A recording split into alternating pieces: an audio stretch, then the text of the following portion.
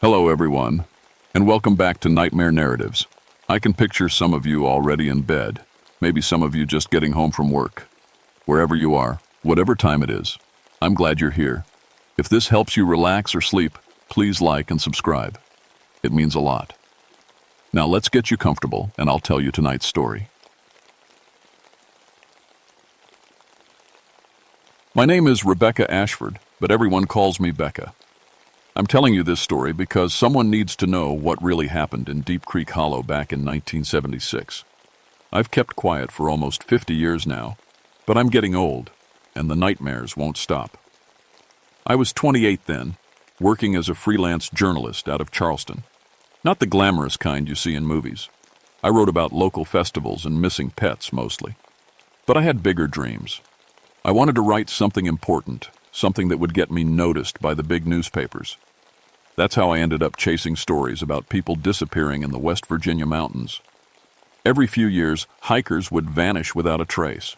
No bodies, no clues, just empty tents and cold campfires. The local papers barely mentioned it, but I thought there might be a pattern. Maybe a serial killer or some kind of cult. I figured I could write a book about it. What I didn't tell my editor was that this wasn't just another story for me. My sister, Sarah, had disappeared in those same mountains 10 years earlier. She was 21, in her last year at WVU.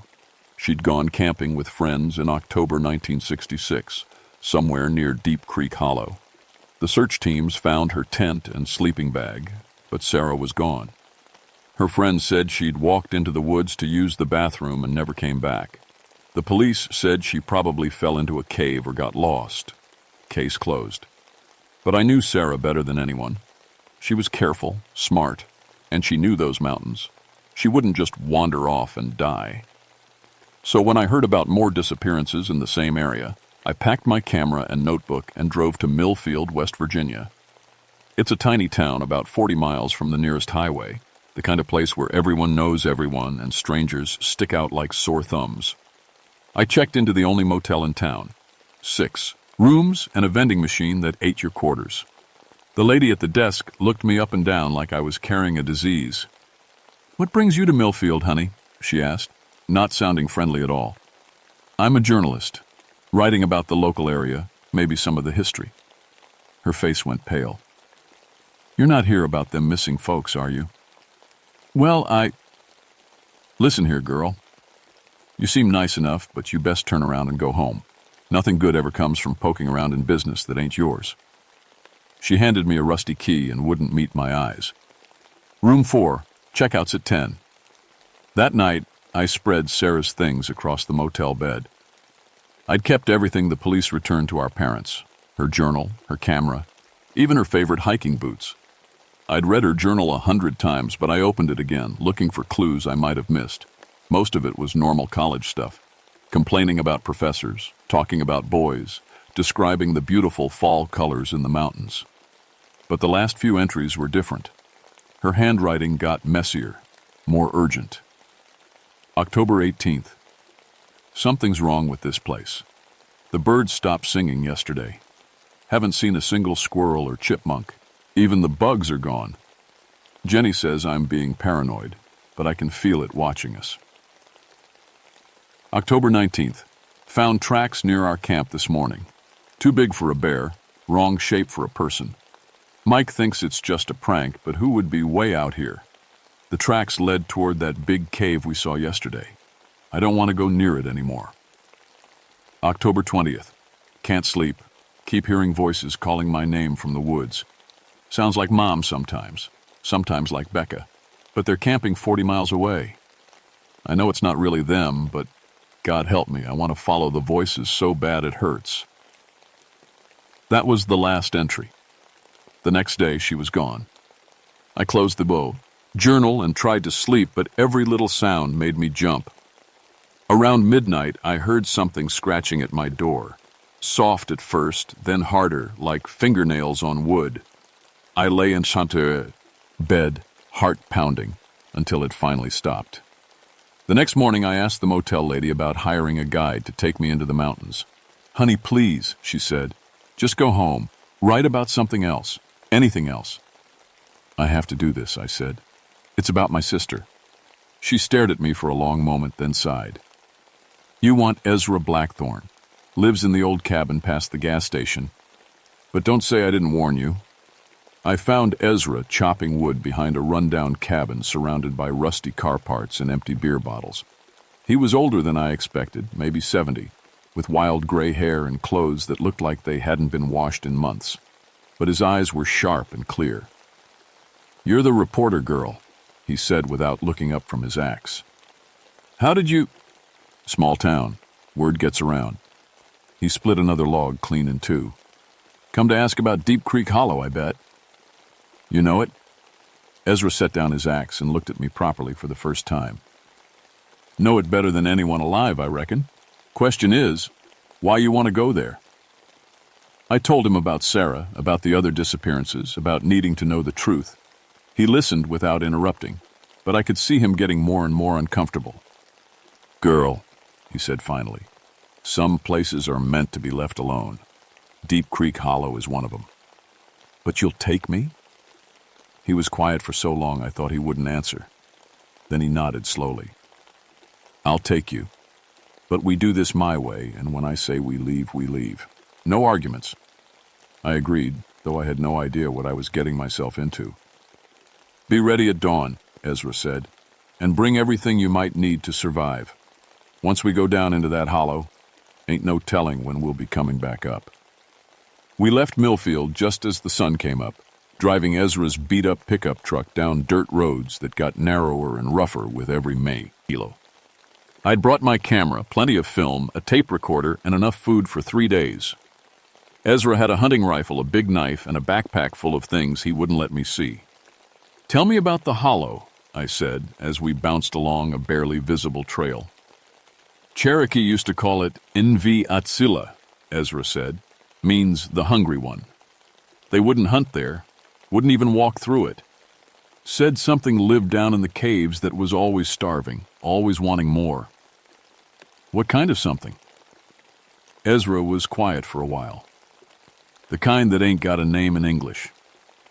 We parked at the end of the road where an old wooden sign read, Danger, Abandoned Mine Workings, Keep Out. Beyond it, the land dropped away into a deep gorge, thick with fog. Deep Creek Hollow, Ezra said. 500 feet down to the bottom, maybe deeper in some places. Used to be a coal mine down there in the 20s, before the accident. What accident? Cave-in killed 37 men, but that ain't the strange part. He shouldered his pack and started walking toward the cliff edge. Strange part is, they only found 20 bodies. The trail down into the hollow was steep and treacherous, carved into the limestone by generations of Cherokee, and later by coal miners. Every step made loose rocks skitter into the darkness below. The fog got thicker as we descended, until I could barely see Ezra walking ahead of me. Stay close, he called back. Easy to get turned around in this soup. Halfway down, I noticed something odd. My watch had stopped working. I tapped the face, wound it up, but the hands wouldn't move. Ezra, I said. My watch. Don't worry about it. Time gets funny down here. I was about to ask what he meant when I heard it.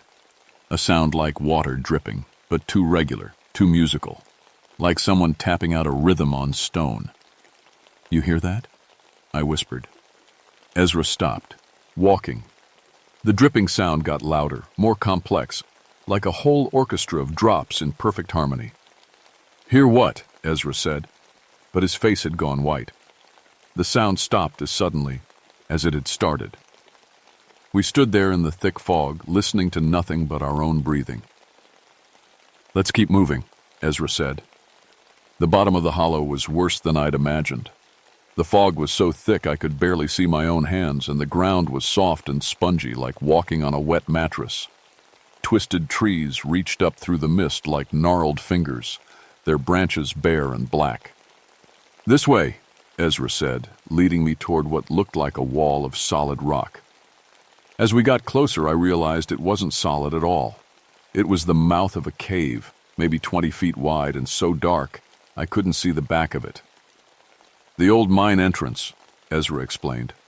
Most of the tunnels collapsed, but some still go back pretty far. I took out my camera and snapped a few pictures, but even with the flash, the cave mouth seemed to swallow the light. On the developed photos later, it would look like a black hole in the world. My sister camped somewhere around here, I said, checking the compass. The needle spun wildly, never settling on any direction. Compass won't work down here either, Ezra said. Too much iron in the rock. We found the campsite about 100 yards from the cave. At first I thought we'd gotten lucky. There was still a tent there, still some camping gear scattered around a cold fire pit. Then I looked closer. The tent was Sarah's. I recognized the blue nylon, the little patch she'd sewn on after tearing it on a tree branch. Her sleeping bag was rolled up neat and tidy beside it. Her camp stove sat ready to use, a can of beans opened beside it. "This is impossible," I whispered. I walked around the campsite in a daze. Everything was exactly like the police photos from 10 years ago, but it looked fresh. The tent fabric wasn't faded or torn. The food wasn't spoiled.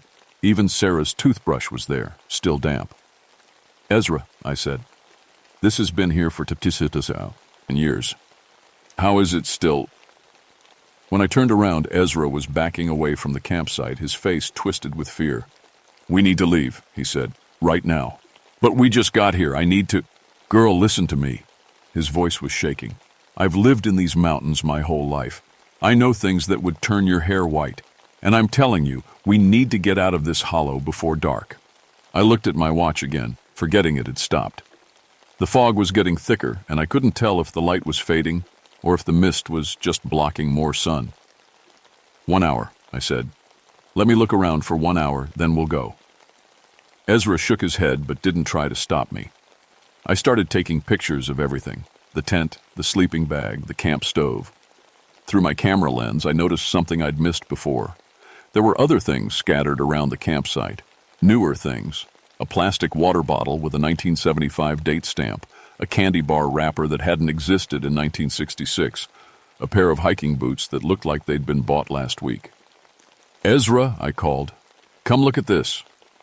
But when I turned around, Ezra was gone. I called his name, but my voice seemed to get swallowed up by the fog. I couldn't even hear an echo. I ran to where I thought he'd been standing, but there was nothing there except more of that soft, spongy ground. That's when I heard the voice. "Becca?" I spun around. It sounded like Sarah, exactly like Sarah, but older somehow, sadder. "Sarah?" I whispered. "Becca, where are you? I can't find you." The voice was coming from the direction of the cave. I took a step toward it, then stopped. Something was wrong. Sarah had never called me Becca when we were alone. She always called me Becky. "I'm here, Sarah," I said, not moving any closer to the cave. "Where are you?" "I'm lost, Becky. I've been lost for so long.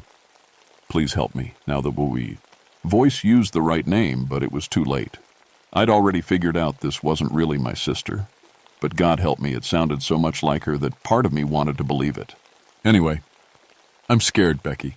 It's so dark down here. Please come find me." I backed away from the cave, fumbling for my camera. If this thing, whatever it was, could copy Sarah's voice, maybe I could get proof. I raised the camera and pointed it toward the cave mouth. Through the viewfinder, I saw something that made my blood freeze. There was a figure standing just inside the cave entrance. It had Sarah's height, Sarah's long blonde hair, even her favorite green jacket. But its proportions were all wrong. The arms were too long, the legs bent backward at the knees. And when it turned toward me, I saw that where its face should be, there was nothing but smooth, pale skin. I pressed the shutter, and the flash went off. For just a second, the whole cave mouth lit up bright as day. The thing that looked like Sarah let out a sound like steam escaping from a kettle and disappeared deeper into the cave. That's when I ran.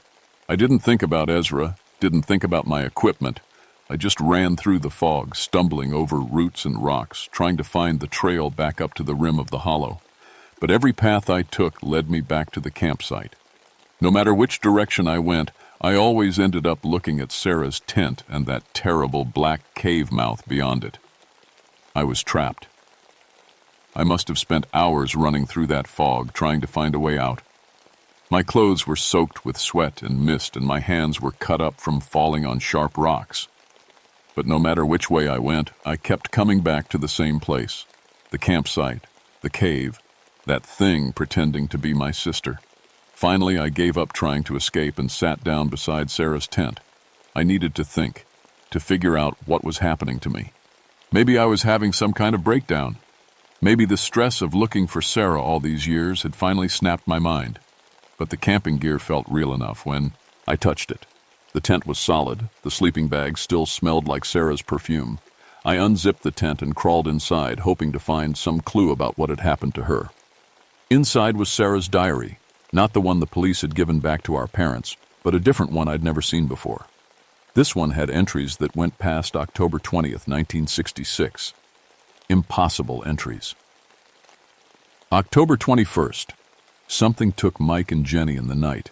I heard them screaming, but when I got out of the tent, they were gone. Just their sleeping bags, still warm. I should leave, but I can't find the way out. Every trail leads back here. October 25th. Still trapped. The thing in the cave keeps calling to me in Mom's voice, in Becca's voice, in my own voice. I'm so hungry, but I'm afraid to eat the food. What if it's not really food at all? November 3rd. Ezra found me today. At least I think it was Ezra. He looked younger than he should, but he knew things only Ezra would know. He says he can help me, but I have to do exactly what he tells me. I'm so tired of being alone. The handwriting was definitely Sarah's, but the dates made no sense. If she'd written these entries, she should have died of thirst and exposure weeks ago. I flipped to the last entry, dated just 3 days ago. October 18th, 1976. Another one coming down into the hollow. A woman with a camera asking about the missing people. She looks like Becca, but older. God, has it really been 10 years? Ezra says we need to feed it again soon, or it'll start taking people from the town. I don't want to do this anymore, but what choice do I have? My hands were shaking so bad I could barely hold the diary. This was impossible. Sarah couldn't have been living down here for 10 years. She couldn't have aged only a few months in all that time.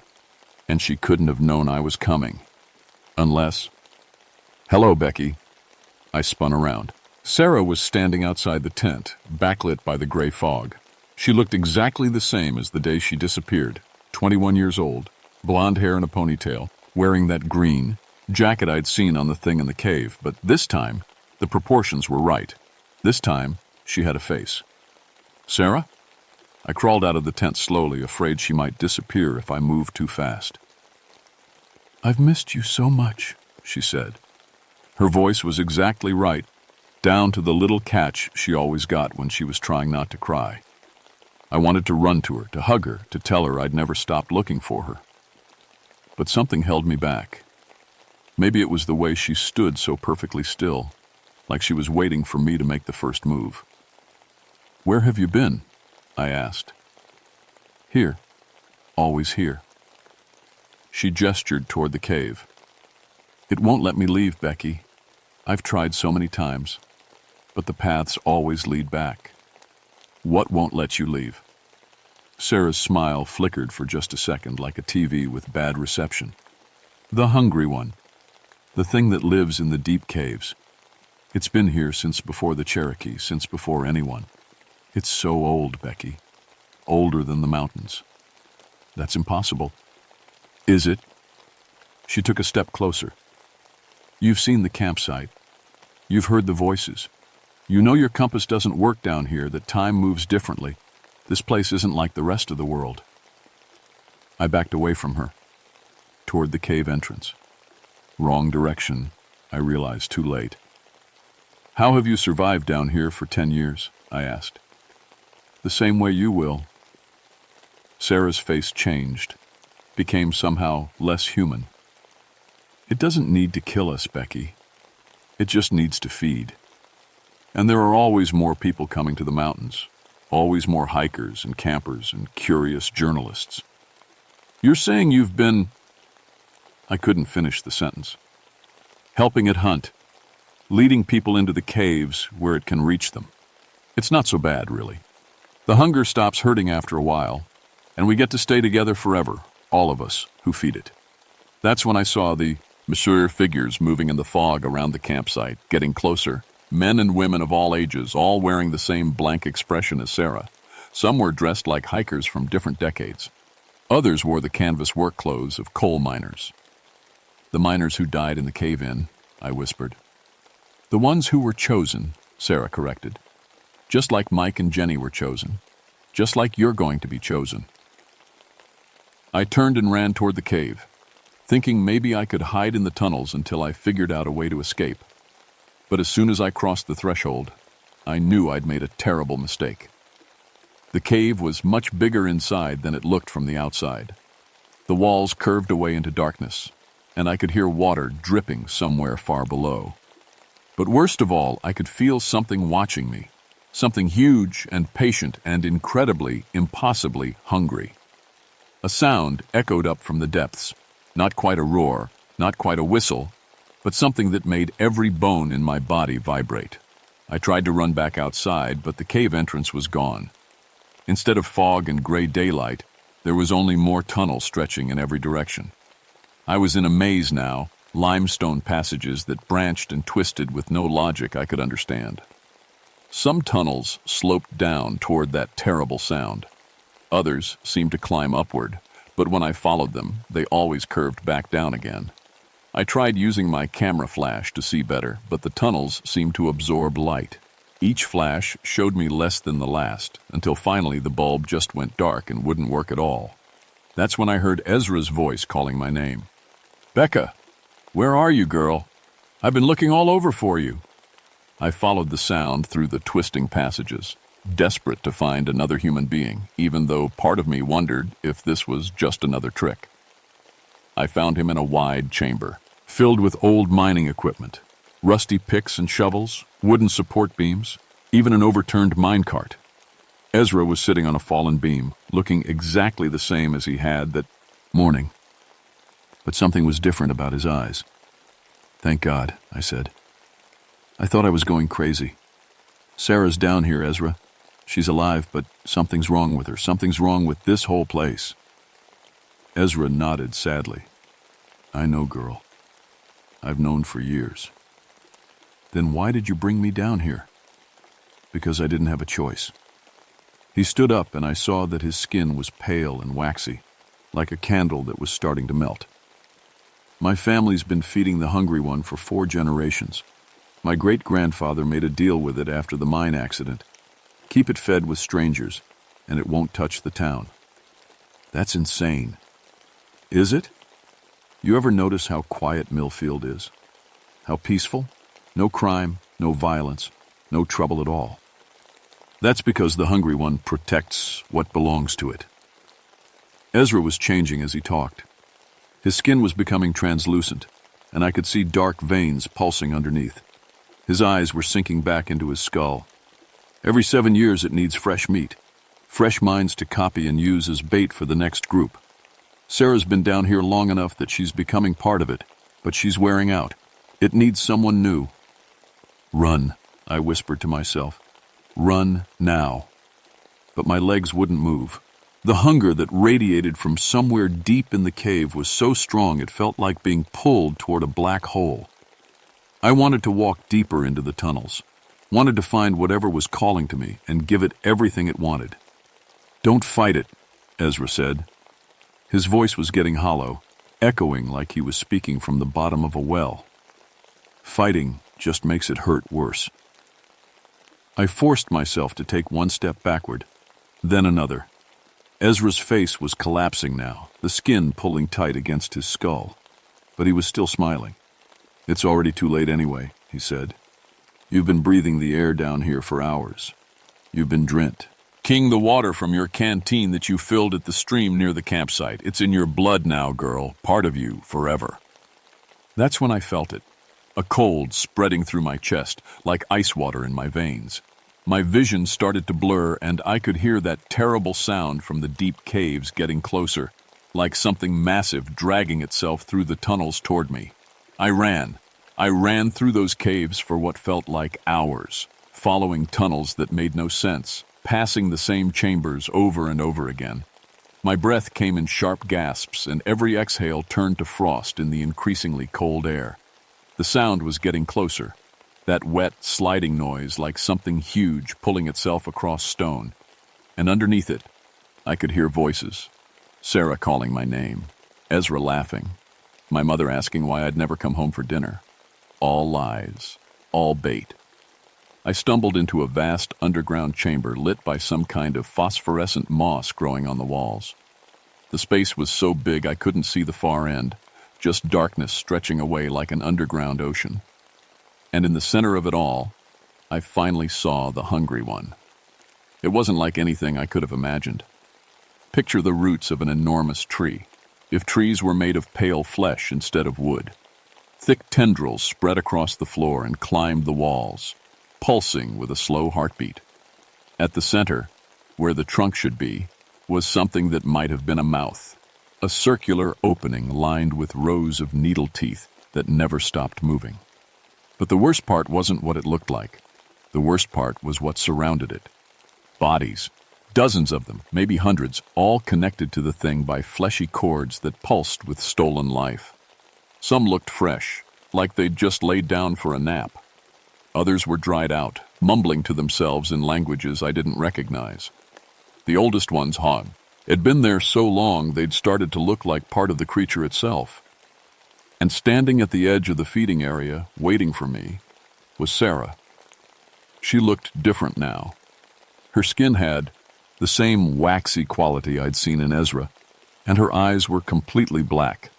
When she smiled, I saw that her teeth had become sharp and pointed. "Welcome home, Becky," she said. "You're not Sarah." I backed toward the tunnel I'd come from, but it was already sealing itself with new growth from the creature. "Of course I am. I'm just better now. Improved." She gestured toward the feeding thing. "It doesn't want to hurt us, Becky. It wants to perfect us. Give us everything we need to be happy forever. By turning us into monsters? By freeing us from death, from pain, from the loneliness of being separate beings." Sarah took a step closer. "Look around you. All these people chose to stay. They could have fought, could have died, but they chose to become part of something greater." I looked at the bodies connected to the creature. Some of them were moving their lips, having conversations with people who weren't there. Others stared at the ceiling with empty smiles, lost in whatever dreams the thing was feeding them. "That's not living," I said. "That's just existing. Is there a difference? You were never happy before, Becky. Always searching for something, always trying to prove yourself. Down here, you don't have to search anymore. You've found what you were looking for." The creature made that whistling sound again, and I felt the cold in my chest get stronger. Part of me, a growing part, wanted to walk over to one of those feeding tubes and let it all just stop. No more questions, no more pain, no more wondering what happened to Sarah. But then I thought about my parents, about the friends who would wonder where I'd gone, about all the other journalists and hikers and curious people who would come looking for answers and end up as food for this thing. "No," I said. Sarah's face twisted with something that might have been disappointment or rage. "You don't get to choose, Becky. None of us do. It's already in your blood. You can feel it, can't you? The cold spreading through your body?" She was right. The cold was getting worse, making my fingers numb and my thoughts fuzzy. But it also made me angry. This thing had stolen my sister, had been stealing people for generations, and everyone just accepted it as the price of keeping their little town peaceful. I pulled out my emergency flare, the one thing Ezra had insisted I bring that I hadn't used yet. "Stay back," I said, pulling the cap off the flare. Sarah laughed. "What are you going to do, burn us? The Hungry One has survived ice ages and volcanic eruptions. A little fire isn't going to—" I struck the flare, and red light blazed through the chamber. The creature let out that terrible whistling sound, much louder now, and all the bodies connected to it started screaming. But I wasn't aiming at the creature itself. I was aiming at the ceiling. The old mining tunnels were full of methane gas. I remembered that from the newspaper articles about the 1920s disaster. All I needed was one spark in the right place. "Becky, don't!" Sarah lunged toward me, but the cold in my blood was making me slower, clumsier. I managed to throw the flare up toward a crack in the ceiling where I could smell the sharp odor of gas. For a second, nothing happened. The flare tumbled through the air, trailing sparks and red smoke. Sarah tackled me to the ground, her fingers digging into my arms with inhuman strength. Then, the world exploded. The gas ignited in a chain reaction that raced through the cave system like liquid lightning. The ceiling came down in chunks the size of cars, and the creature's whistling became a sound like a steam engine exploding. The feeding tubes snapped, spraying black fluid across the chamber, and the bodies they'd been connected to began aging rapidly, decades of stolen Tim. It catching up to them all at once. Sarah was screaming, but not in pain, in rage. Her face was changing, becoming something with too many teeth and eyes that burned like coals. She wasn't my sister anymore, maybe hadn't been for years. She was just another part of the creature, another lure it used to catch prey. "You've killed us all!" she shrieked as her body started to dissolve. "It will starve now, and when it does, it will take everyone in Millfield, everyone in the county." I tried to tell her I was sorry, but a chunk of ceiling caught me in the head and everything went black. When I woke up, I was lying on my back under the open sky. Real sky, not the endless gray of the hollow. My head felt like someone had hit it with a baseball bat, and I could taste blood in my mouth. I was at the bottom of Deep Creek Hollow, but it looked different now. The fog was gone, and I could see that most of the cave system had collapsed. Where the entrance used to be, there was just a pile of limestone boulders 20 feet high. Sarah's campsite was gone too, buried under tons of rock. No tent, no sleeping bag, no impossible diary, just rubble and the sound of water running somewhere underneath it all. I found the trail back up to the rim and climbed it slowly, every step sending spikes of pain through my skull. My watch was working again, and according to it, I'd been down in the hollow for less than 6 hours. But it felt like I'd aged 10 years. Ezra's truck was still parked where we'd left it, keys on the dashboard. I drove back to Millfield in a daze, not sure what I was going to tell people about where Ezra had gone. I needn't have worried. When I got to town, nobody seemed to remember that Ezra Blackthorne had ever existed. The motel lady looked at me blankly when I asked about him. The gas station attendant said he'd never heard the name. It was like the old man had been erased from everyone's memory except mine. I never wrote the article about the disappearances. How could I? Who would believe a story about an ancient creature that fed on human life force? Instead, I packed up my things and drove back to Charleston, telling everyone I'd gotten food poisoning and had to cut the trip short. But I couldn't just forget what had happened. I started researching everything I could find about Deep Creek Hollow, about the Cherokee legends, about the mining disaster. What I found made my blood run cold. The mine had closed after the cave-in, but it wasn't because 37 men had died. It was because 17 men had died, and 20 more had simply disappeared.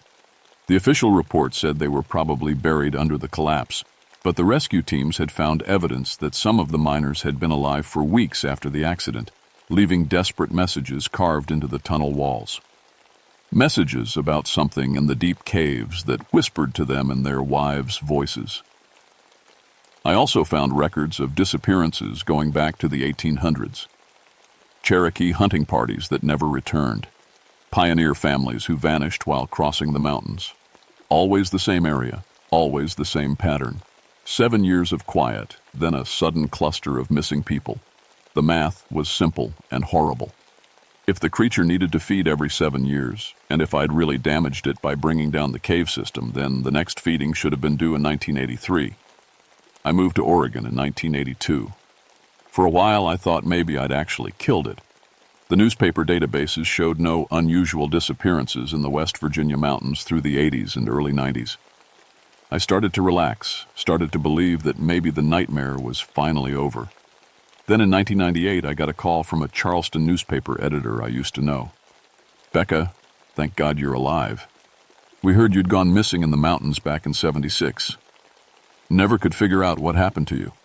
"I'm fine," I said. "I've been living in Oregon." "Well, that's a relief. Listen, 10. I know this is a weird request, but we've got some missing hikers near Deep Creek Hollow, and the police are asking if we know any journalists who might have information about the area. Your name came up because of that research you were doing. My hands started shaking. How many missing? 3 so far. College kids from WVU. They were supposed to be back from their camping trip 2 days ago. 22 years, not 7. The creature had been weakened by the cave-in, had needed time to recover, but it was feeding again. I hung up the phone and tried to convince myself it wasn't my problem anymore. I'd done what I could. I'd fought the thing and survived, which was more than most people could say. But those college kids didn't deserve to die because I hadn't finished the job. I flew back to West Virginia the next day. Millfield looked exactly the same as it had in 1976, like time had stopped there. Even the motel lady was the same, though she should have been 22 years older. She looked at me with the same suspicious eyes, asked me the same questions about what brought me to town. You look familiar, she said, squinting at me. You've been here before? A long time ago, I said. I drove out to Deep Creek Hollow alone this time. The road was more overgrown, but the warning sign was still there. Beyond it, the gorge looked different. The rock slide from my explosion had created a natural dam, and there was a small lake at the bottom now where the cave entrance used to be. For a moment I felt hopeful. Maybe the water had drowned whatever was left of the creature. Maybe the missing hikers were just lost somewhere else, and I was chasing ghosts. Then I saw the bubbles. The lake was perfectly still except for one spot near the center, where streams of bubbles rose to the surface in a steady pattern, like something breathing underwater. I watched those bubbles for an hour, timing them with my watch, every 30 seconds, regular as clockwork. Whatever was down there was still alive. That night, I called in an anonymous tip to the State Environmental Agency claiming there was illegal toxic waste dumping in Deep Creek Hollow. It took them 3 months to get the permits and equipment needed to drain the lake. What they found underneath made the evening news. The cave system hadn't completely collapsed. There were still open chambers deep below the rock slide, and something had been living in them all these years. The official report called it an unknown species of cave-dwelling fungus that had grown to enormous size in the isolated environment. They said it was probably harmless, just a biological curiosity. But I noticed they sealed the area with concrete and posted guards there for the next 6 months. The missing college students were never found. I stayed in West Virginia for a few more weeks, reading every newspaper and talking to everyone I could about the hollow. What I learned convinced me that the creature wasn't dead, just contained. The concrete wouldn't hold it forever. Nothing would. It had been feeding in those mountains for thousands of years, and it would find a way to feed again. Maybe not for decades, maybe not for a century, but eventually. All I'd done was buy time. I moved back to Oregon and tried to live a normal life. I got married to a nice man who sold insurance and never asked too many questions about my past. We had 2 children, both girls, and I made sure they were afraid of caves and deep water and places where cell phones didn't work. But I kept watching the news from West Virginia, kept a Google alert set up for Deep Creek Hollow and missing hikers and unexplained disappearances. For 25 years, there was nothing. Then, last month, I got an email from a young journalist in Charleston. She was researching a story about missing persons in Appalachia and had found my name in some old police files. She wanted to know if I remembered anything about my sister's disappearance. Back in 1966. Her name was Jennifer Ashford. She was my great-niece, Sarah's brother's granddaughter. She was 21 years old, blonde, and according to her Facebook page, she loved camping and hiking. The email was sent from Deep Creek Hollow, West Virginia. I tried calling her phone, but it went straight to voicemail. I tried calling the police, but they said they couldn't start looking for someone who'd only been out of contact for a day.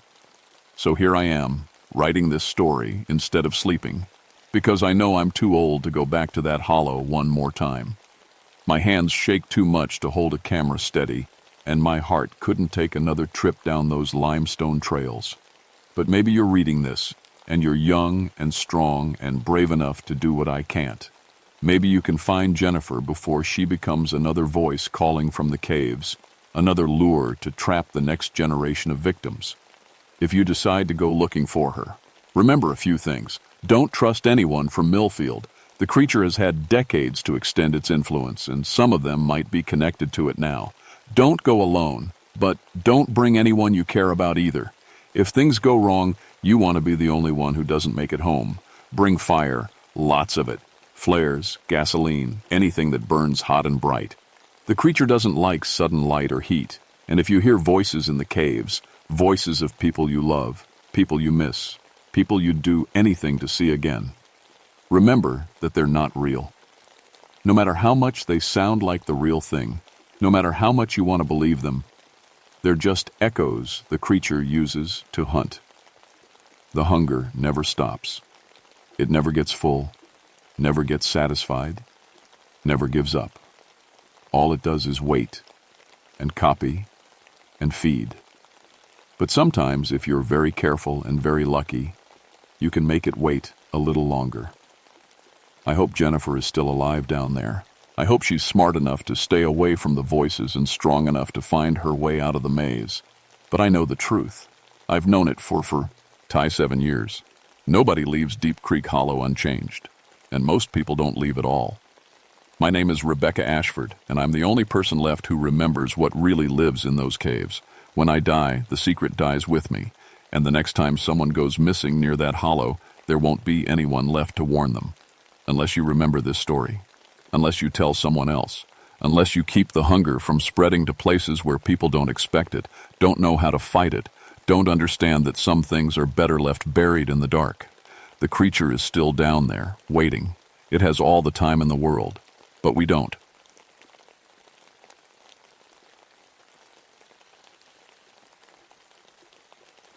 My name is James Steelwater, and I wish to God I'd never heard of Raven's Ridge. It was October 1973 when they gave me the assignment. One last job before my retirement from the Army Corps of Engineers. 23 years of building bridges and dams, and this was supposed to be my easy ticket out. Survey a valley in Virginia, mark it for flooding, collect my pension. Simple. The previous survey team had gone in 3 weeks earlier. When the helicopter brought them out, 2 were catatonic and the other 4 kept drawing the same thing over and over. Twisted route patterns that covered every piece of paper they could find. The doc said it was some kind of group breakdown. Stress, they called it. Too much time in the woods.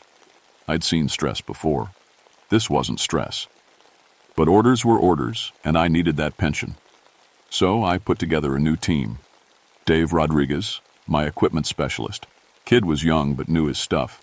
Tom Walsh and Mike Chen, both good surveyors. Bill Harper, our radio man. And Joseph Crow Feather, the Cherokee consultant the government required us to bring. Joseph was different from the start. Maybe 50 years old, with long black hair streaked with gray and eyes that seemed to see more than they should. He barely spoke during our briefing in Richmond, just nodded when they explained about the new dam. But I caught him staring at me like he was trying to figure out if I was worth saving. The helicopter dropped us at Raven's Ridge on a Tuesday morning. The pilot couldn't get away fast enough. "Weather's been strange up here," he shouted over the rotors. "Trees growing faster than they should. Animals acting weird. You boys watch yourselves." I watched him disappear over the ridge, then turned to look at our home for the next 2 weeks. The valley was beautiful, I'll give it that. Ancient trees stretched up like cathedral pillars, some so wide it would take 6 men holding hands to circle them. The air smelled clean and green, and somewhere I could hear water running over rocks. Perfect October weather, warm but not hot, with that golden light that makes everything look like a painting. But something felt wrong from the start. The trees were too quiet. No birds singing, no squirrels chattering. Even our footsteps seemed muffled, like the forest was swallowing the sound. And the roots, Jesus, the roots. They snaked above ground everywhere, thick as telephone poles, creating a maze we had to step over and around. "This is a sacred place," Joseph said quietly as we set up camp near a small creek. It was the first thing he'd said all day.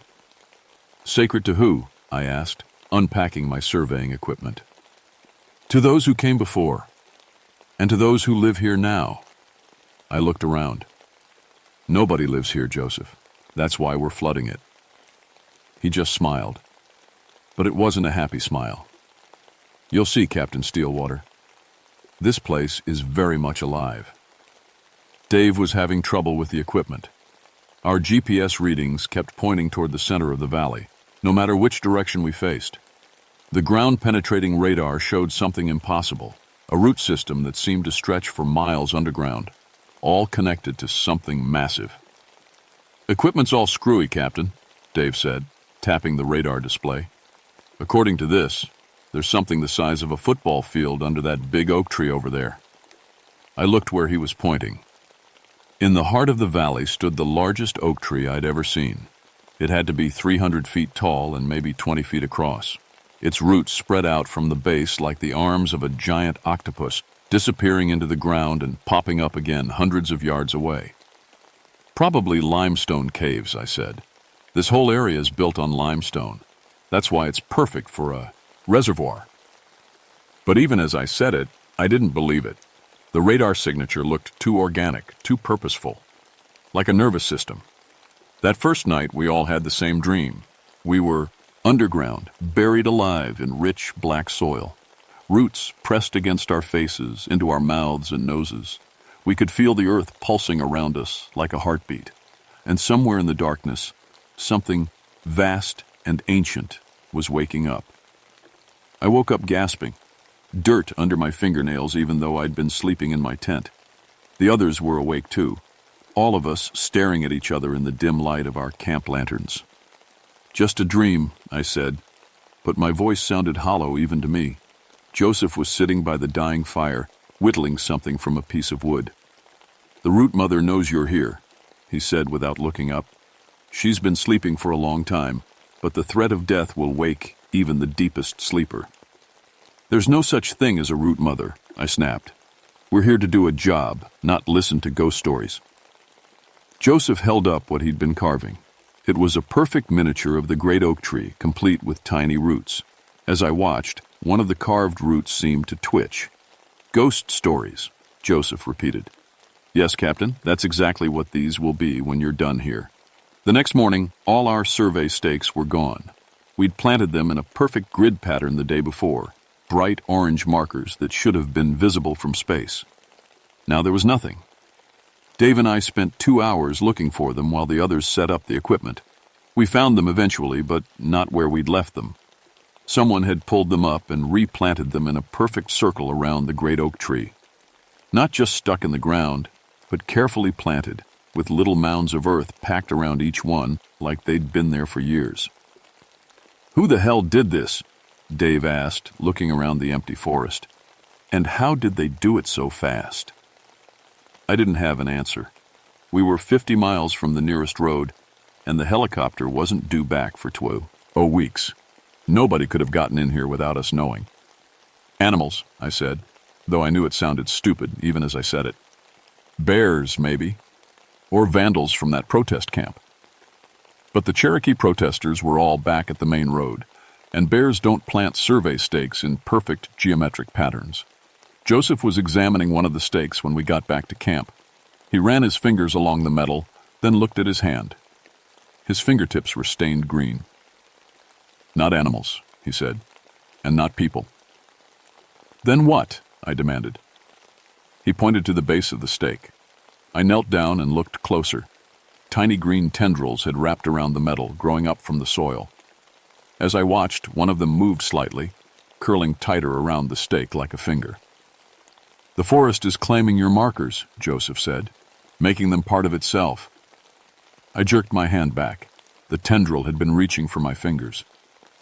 That's when Mike started screaming.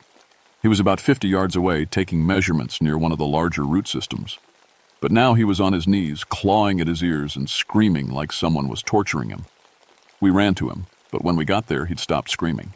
He was just kneeling there, perfectly still, his hands pressed against the massive root beside him. Mike, Tom called.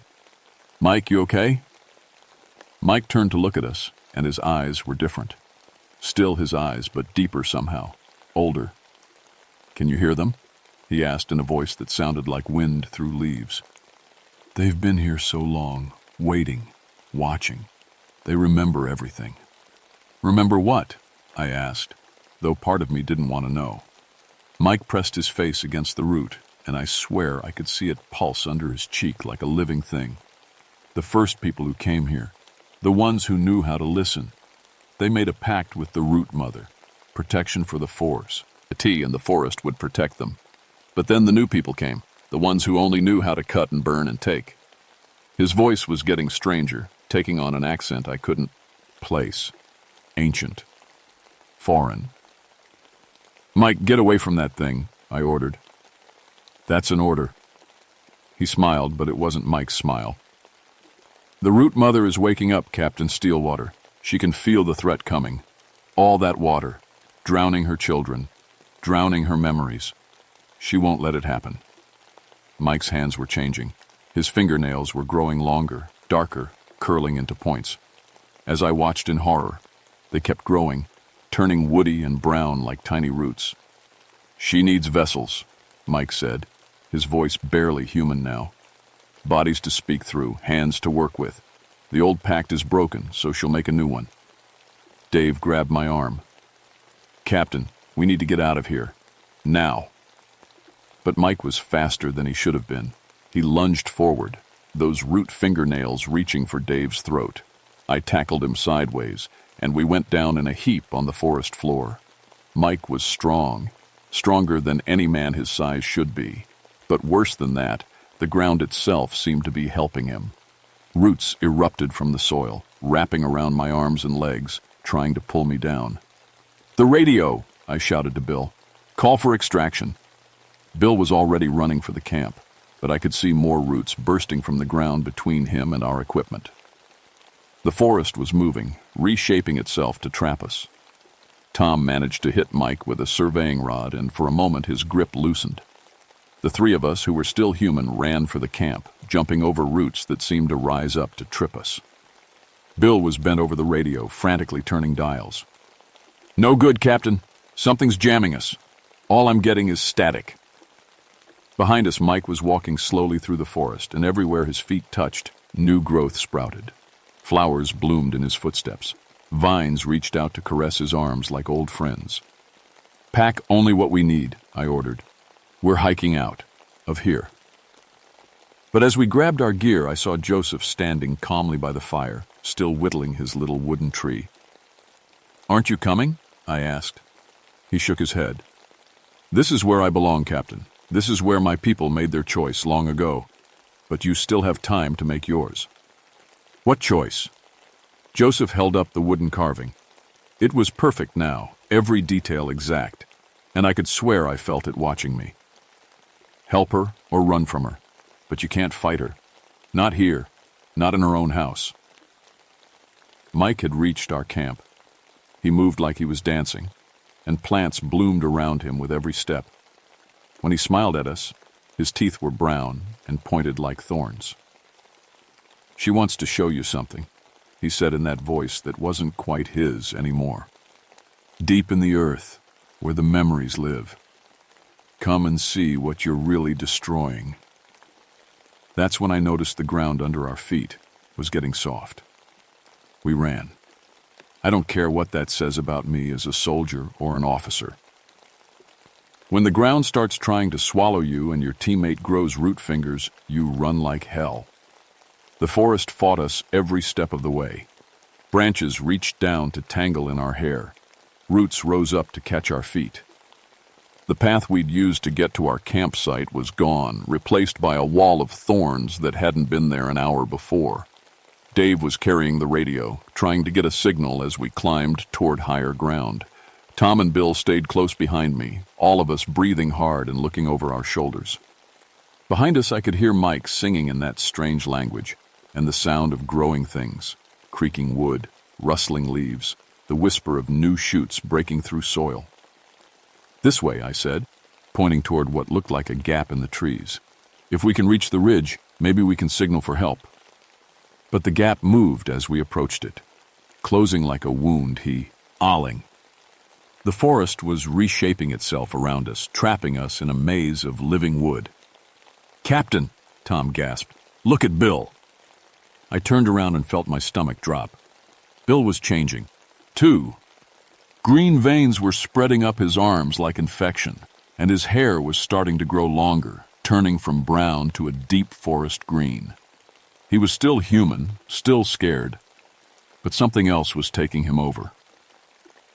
"I can hear her," he whispered, his voice taking on that same wind-through-leaves quality Mike had developed. "She's so old, Captain, so old and so tired of being hurt. Every tree they cut is like losing a child. Every stream they poison burns like acid in her veins." "Fight it," I ordered. "Whatever this is, fight it." But Bill was already pressing his palms against the trunk of a nearby tree. Where he touched the bark, it began to glow with a soft green light. "She doesn't want to hurt you," he said. "She just wants you to understand, to feel what she feels when the chainsaws come, to know what it's like to watch your children die." Dave grabbed my arm. "The radio's picking something up," he said. "Listen." He held the radio out, and through the static, I could hear voices. Dozens of them, maybe hundreds, all speaking in unison, some in English, some in languages I didn't recognize. But they were all saying the same thing. Come home. Come into the earth. Rest in the roots. Be part of forever. "Jesus," Tom whispered. "How many people has this thing taken?" That's when I understood. The Cherokee who'd lived here before the government moved them out. The settlers who'd tried to farm this valley. The loggers who'd come to cut the timber. They hadn't left. They'd been absorbed, taken into the root mother's consciousness, made part of her defense system. And now, she wanted us.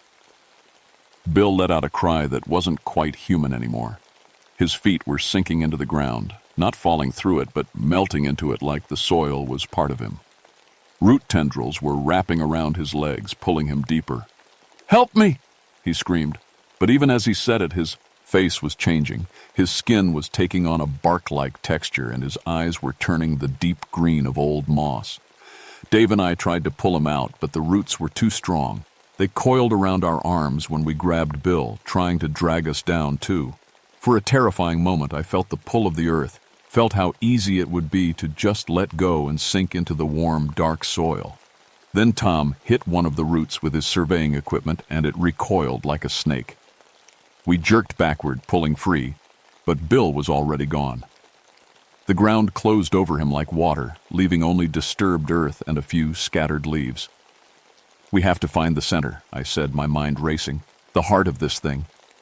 If we can reach that big oak tree, maybe we can figure out how to stop it." "Stop it?"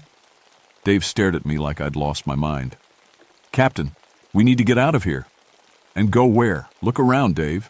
The forest goes on for miles in every direction, and it's all connected, all part of her. We can run until we collapse, but we'll still be in her territory." As if to prove my point, the trees around us began to move. Not swaying in the wind. There was no wind. Actually moving, their roots pulling up from the ground and replanting themselves in new spots. In minutes, we were surrounded by a tight circle of massive trunks, their branches interweaving overhead to block out the sky. We were in a living prison. That's when I heard Joseph's voice, though he was nowhere to be seen.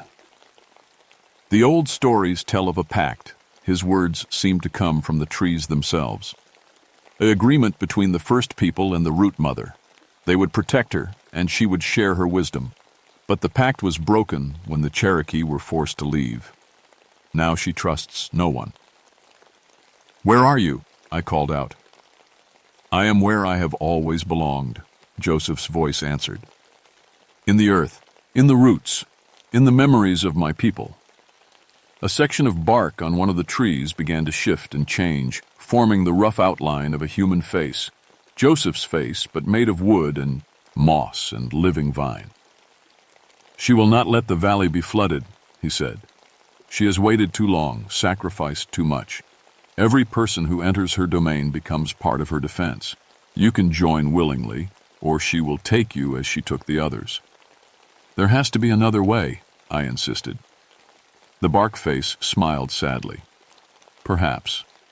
But it would require a sacrifice greater than she has ever asked before, greater than you would be willing to give. Before I could ask what he meant, the ground beneath Tom began to soften. He sank to his ankles, then his knees, crying out in panic as root tendrils wrapped around his legs. But this time was different. Instead of pulling him down gently like they had with Bill, the roots were rough, angry. They squeezed tight enough to make Tom scream, and I could see blood seeping through his pants where they cut into his skin. "She's getting impatient," Joseph's tree voice said. "Time is running out for all of you." Dave was trying to dig Tom out with his hands, but every handful of soil he pulled away was immediately replaced by new growth. The roots were pulling Tom deeper, and I could see the same green infection starting to spread up his arms. "Choose quickly, Captain," the Joseph tree said. "Join her willingly, or watch your men suffer as they're taken by force." Tom's screams were getting weaker. The green veins had reached his face now, and his eyes were starting to take on that deep forest color. But unlike the others, he was fighting it, and the root mother was fighting back. That's when I made my decision. "Let him go," I said, stepping forward. "Take me instead." The forest went completely silent. Even Tom stopped screaming. "Captain, no," Dave whispered. I knelt down and pressed my palms against the soft earth. Immediately, I felt the presence of the root mother, vast and ancient and deeply, bone-achingly sad. She had been out, one for so long, cut off from the partnership she'd once shared with the Cherokee. Every tree that was cut, every stream that was poisoned, every road that was paved, she felt it all like physical wounds. "I understand," I said, and meant it. "I know what we were going to do to you, but there has to be a better way than this." For a moment, I felt her considering. The roots around Tom loosened slightly, though they didn't let him go. Then I felt her anger, hot and overwhelming. She showed me visions, forests burning, rivers running black with pollution, entire ecosystems destroyed for shopping malls and parking lots. She showed me the future she saw coming, a world of concrete and steel where nothing green could grow. "You say you understand." Her voice filled my head like thunder. "But your people will destroy me anyway. They always do." "Not if I can help it," I said. And that's when I told her my plan. "The survey," I said, keeping my hands pressed to the earth. "Let me complete it." The root mother's presence in my mind turned sharp with suspicion. Through the soil, I could feel her vast network of roots and fungal connections, stretching for miles underground. She was everywhere in this valley, part of every tree and stream and blade of grass. "You want to map me for destruction?" Her voice rumbled through the ground. "Mark me for drowning." "No," I said. "I want to map you for protection." The roots around Tom loosened a bit more. I could feel her confusion, her wariness. "If I can document that this forest is alive in a way science doesn't understand yet, if I can prove that you're something completely new, they won't flood the valley. They'll study it instead. Protect it." Dave was staring at me like I'd gone insane. "Captain, what are you doing?" "Making a deal," I said, never taking my eyes off the bark face that was Joseph. "The old pact between your palm, Opal, and the root mother. What if we could make a new one?" Joseph's wooden features shifted, showing something that might have been hope. "The scientists will come," I continued, speaking, both to him and to the presence I could feel listening from beneath the soil. Biologists, anthropologists, ecologists. People who want to understand, not destroy. Instead of flooding the valley, they'll make it a research preserve, protected forever. And in return, the root mother's voice was cautious. "No more taking people. No more forcing them to become part of you. Let the scientists study you willingly. Teach them what you've learned in all these centuries. Show them how to help other forests like this one." I could feel her considering it, weighing the offer against thousands of years of betrayal and loss. The forest around us held its breath. Then Tom screamed. The roots hadn't just been holding him. They'd been changing him. His legs below the knees were gone, replaced by wooden appendages that sank deep into the earth. His arms had stretched and elongated, fingers branching into twig-like projections. But his face was still human, still terrified, still aware. "She's hedging her bets," Dave said grimly. "Keeping our guy just in case you're lying." "I'm not lying," I shouted, pressing my hands harder against the ground. "But you have to trust me. Let him go, let all of them go, and I'll give you what you really want." "Which is what?" the root mother asked. "Proof that you're worth saving." I pulled out my notebook and started sketching quickly. Not the survey markers and measurement points I was supposed to be documenting, but the truth of what I'd found here. The root network that stretched for miles. The evidence of a plant intelligence unlike anything science had ever discovered. The potential for learning that could revolutionize our understanding of forest ecosystems. "This goes to the EPA," I said, still drawing, "to the National Science Foundation, to every environmental group in the country, but only if you let my men go." The root mother was quiet for a long moment. Then I felt her presence withdraw from Tom, and his wooden legs began to dissolve back into flesh and bone. He collapsed, gasping, but he was human again. "You would betray your own kind?" she asked. "I'm trying to save both our kinds," I said. "This valley doesn't have to die for a dam that we probably don't even need. And you don't have to be alone anymore."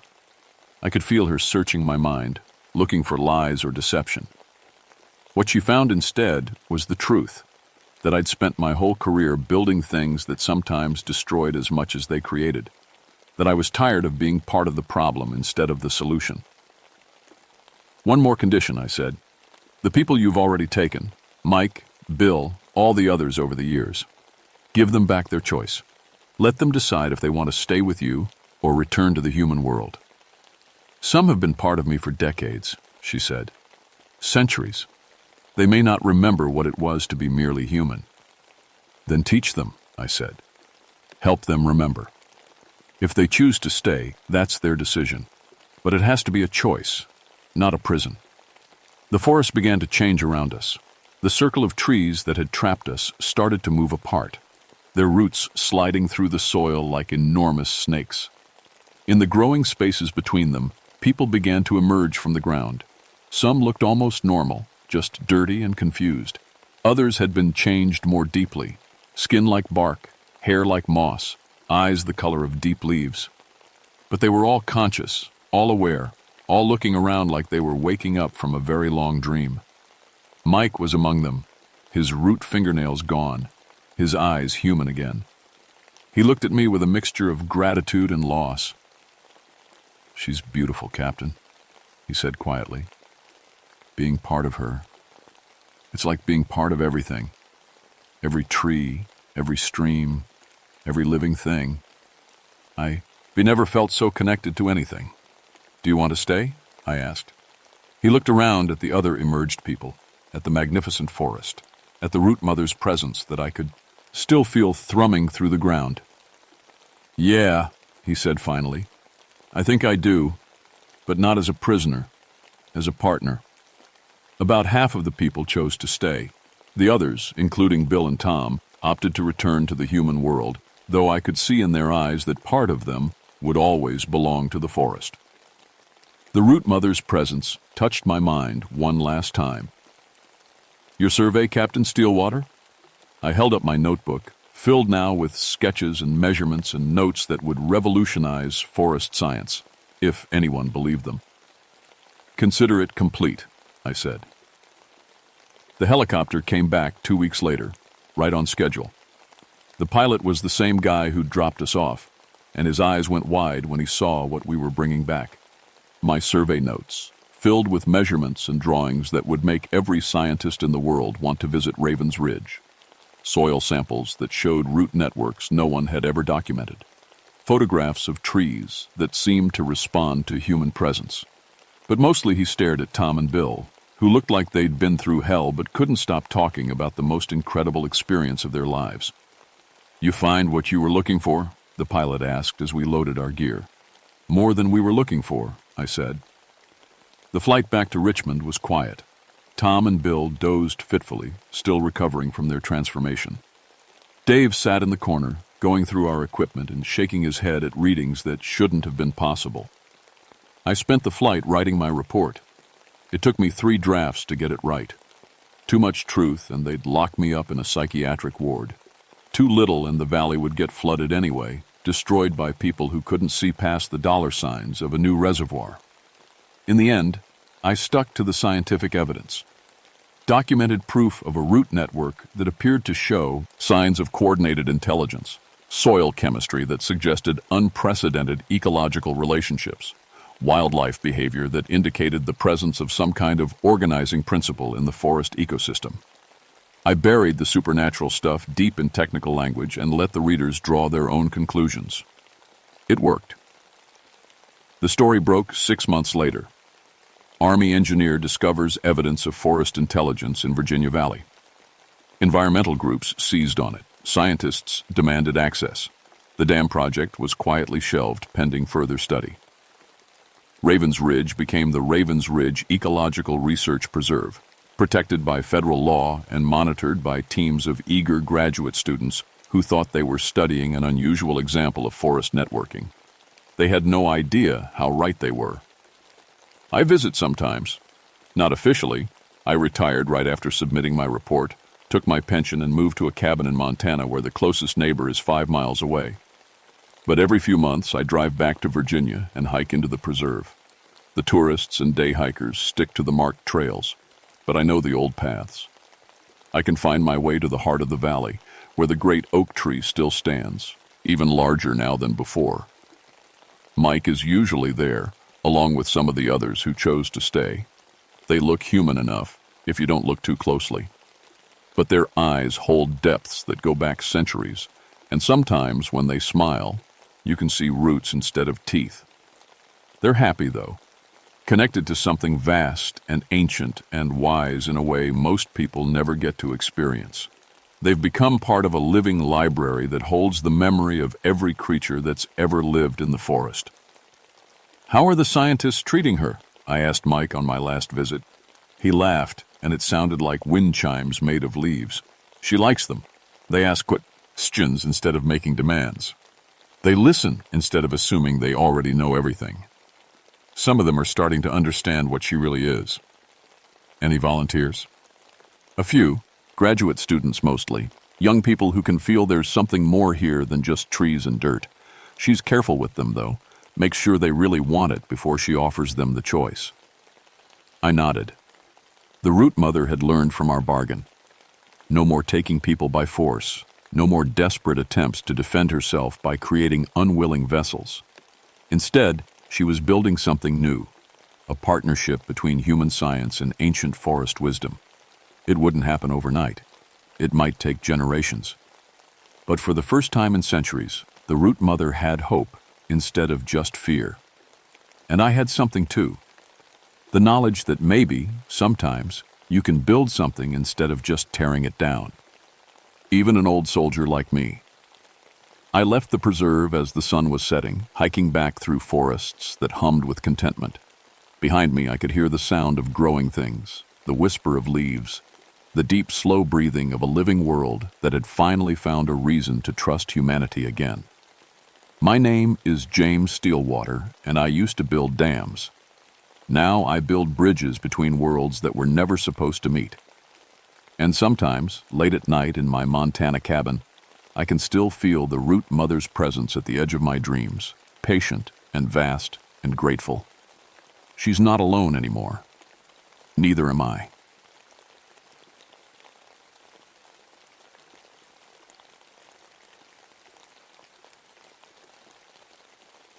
My name is Lisa Morrison, and I wish I'd never heard of Shadow Mountain. I was 25 back then, working as a social worker for the state of Tennessee. I thought I was pretty good at my job. I'd helped lots of kids get away from bad homes and into better ones. I believed every child deserved a chance, no matter how broken they seemed. That's probably why they gave me the Shadow Mountain case. 7 kids had gone missing over 2 years, all from the same area way up in the mountains. The other social workers didn't want to deal with it. They said the mountain people were weird and didn't like outsiders. I remember sitting in my boss's office, looking at the files. 7 children, ages 6 to 10. Their pictures stared back at me. Gap-toothed smiles, messy hair, innocent eyes. Mary Henderson, 8 years old. The Clark twins, both 6. Little Jenny Walsh, barely 7. And 3 others, all gone without a trace. The families up there don't trust the government, my boss told me.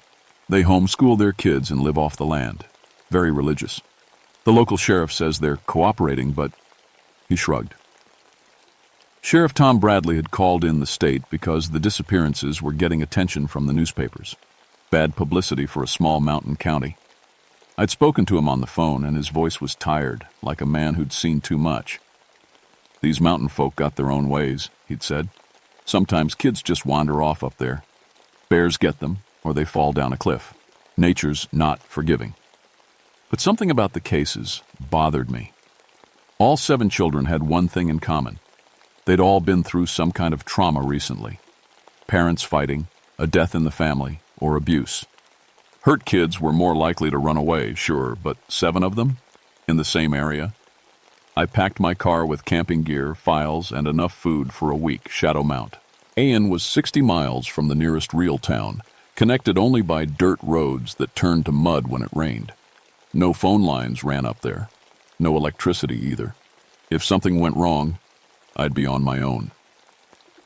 The drive took 3 hours on winding mountain roads. October in Tennessee meant the leaves were turning, painting the hills in reds and golds. It should have been beautiful, but the higher I climbed, the more uneasy I felt.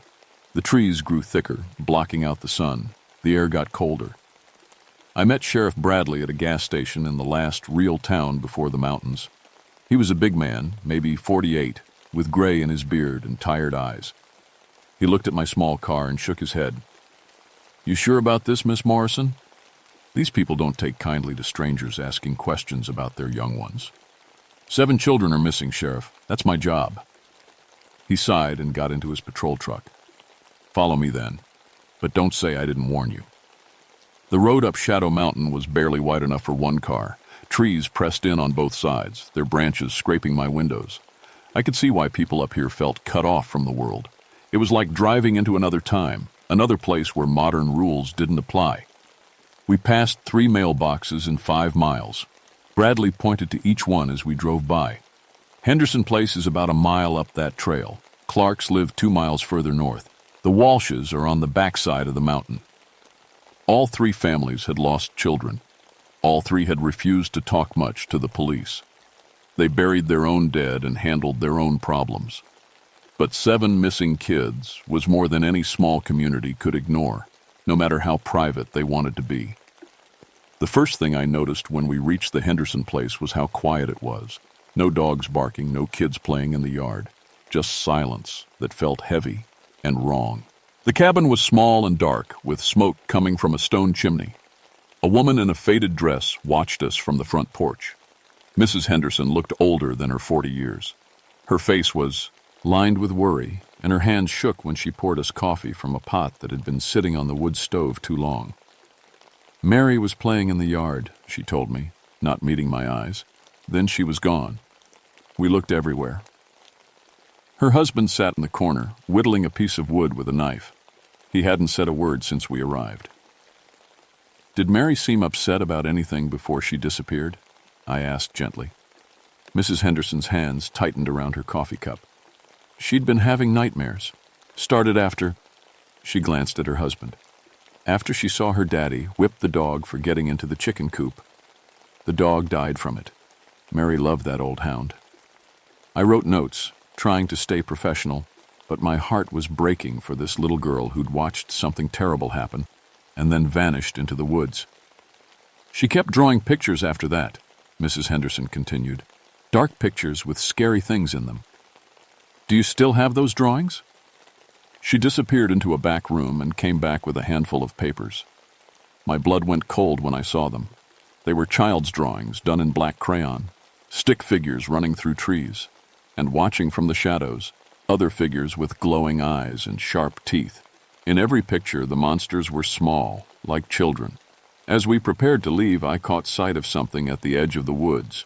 A flash of pale skin, there and gone so fast I wasn't sure I'd seen anything at all. But Mrs. Henderson had noticed me looking. "You see them sometimes," she whispered. "At night mostly, watching." Sheriff Bradley was quiet as we drove away. Finally he said, "You getting the picture now, Miss Morrison?" I wasn't sure what picture he meant, but I was starting to understand that Shadow Mountain held secrets darker than I'd imagined. And somewhere in those dark woods, 7 children were either Leif or Ost dead or something worse. The sun was setting behind the mountains and shadows were getting longer. I had a feeling that whatever was happening up here got worse after dark. The Clark family lived deeper in the mountains where the trees grew so thick that noon looked like evening. Their cabin was even smaller than the Hendersons, and I could smell something cooking that made my stomach turn. Mr. Clark met us at the door with a shotgun in his hands. He was a thin man with wild eyes and a beard that hadn't been trimmed in months. "Ain't got nothing more to say about the boys," he announced before we'd even introduced ourselves. Sheriff Bradley held up his hands peacefully. "Now, Calvin, this here's Miss Morrison from the state. She's just trying to help find Tommy and Billy." The twins had been 6 years old when they disappeared 3 months ago. Their mother sat in a rocking chair by the fire, staring at nothing. She hadn't spoken a word since we arrived. "Boys went out to check the rabbit traps," Mr. Clark said, his gun still pointed in our general direction. "Never came back. That's all there is to it." "Did you follow their trail?" I asked. His laugh was bitter. "Course we did. Tracks went right to Eagle's Drop. That's a cliff about a quarter-mile north of here. 100-foot drop, straight down onto rocks." "But you didn't find—" "Didn't find nothing. No bodies, no blood, nothing. Tracks just ended at the edge like the boys jumped off and grew wings." I felt that chill again, the same one I'd gotten at the Henderson place. "Mr. Clark, had Tommy and Billy been upset about anything recently?" His wife suddenly spoke, her voice barely a whisper. "They saw their daddy kill that man." The temperature in the room seemed to drop 10 degrees. Mr. Clark's knuckles went white on his shotgun. "Wasn't no man," he said through clenched teeth. "Was a thief come to steal our food.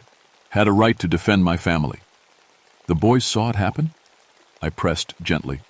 Mrs. Clark nodded, tears streaming down her face. "Shot him right in front of them. They've been having nightmares ever since, drawing pictures of dead people and monsters." "Sarah, shut your mouth," Mr. Clark snapped. But she couldn't stop now that she'd started. They kept saying something was calling to them from the woods. Said they could hear children crying at night, wanting them to come play. My pen had stopped moving. Children crying? Every night for a week before they disappeared. We heard it too, but figured it was just wind in the trees or maybe a wildcat. But the boys, they knew it was kids calling them. Sheriff Bradley cleared his throat. "We should probably head back before dark." As we walked to our vehicles, I noticed something that made my blood freeze. In the soft dirt near the cabin, there were small footprints, child-sized but wrong somehow. The toes were too long, and there were marks that looked almost like claws. "Sheriff," I called, pointing to the tracks. He looked down, and his face went pale. "Raccoon prints. Gets confusing in soft earth." But I'd seen plenty of animal tracks in my life, and these weren't made by any raccoon. These looked almost human, except for those claw marks. We were walking back to the trucks when we heard it, a sound that made every hair on my body stand up. It was a child crying somewhere in the dark woods, the saddest sound I'd ever heard. "Mama?" the voice called. "Mama, help me!" Without thinking, I started toward the sound. Sheriff Bradley grabbed my arm so hard it hurt. "Don't," he said, and his voice was shaking. "Just don't." "But there's a child out there." "No," he said, pulling me toward the truck. "There ain't." As we drove away, I kept looking back at the dark trees. The crying followed us for almost a mile, always staying just out of sight, always sounding like it was coming from a different direction. "What's really happening up here, Sheriff?" I asked when we finally couldn't hear the crying any more. He was quiet for a long time. When he finally spoke, his voice was barely audible over the engine. "There's old stories about these mountains, Miss Morrison. Stories about children who went into the woods and came back. Changed. Stories the old-timers told to keep their young ones close to home. You're talking about folklore. Am I? He looked at me with those tired eyes. 7 kids gone in 2 years. All of them hurt and scared before they disappeared. All of them heard calling in the night before they vanished. Tell me that's normal. We drove in silence until we reached the main road. As we passed the Henderson place, I saw a light moving through the trees. A flashlight maybe, or a lantern. But it was moving wrong, jerky and quick, like someone running. Or like something small and fast was carrying it. Did you see that? I asked. Sheriff Bradley didn't answer, but his hands gripped the steering wheel tighter. That night, I stayed in a motel in the valley below Shadow Mountain. I spread the files across the bed and studied every detail. 7 children, all traumatized, all heard voices calling them before they disappeared. The drawings Mrs. Henderson had shown me kept coming back to mind. Those dark figures with glowing eyes, small like children, but definitely not human. Around midnight, I heard something that made me sit up in bed. It was faint, carried on the wind from the mountains above, children laughing. But it wasn't the happy sound kids make when they're playing. This was different, wild and hungry and wrong. It echoed off the mountain walls until I couldn't tell where it was coming from.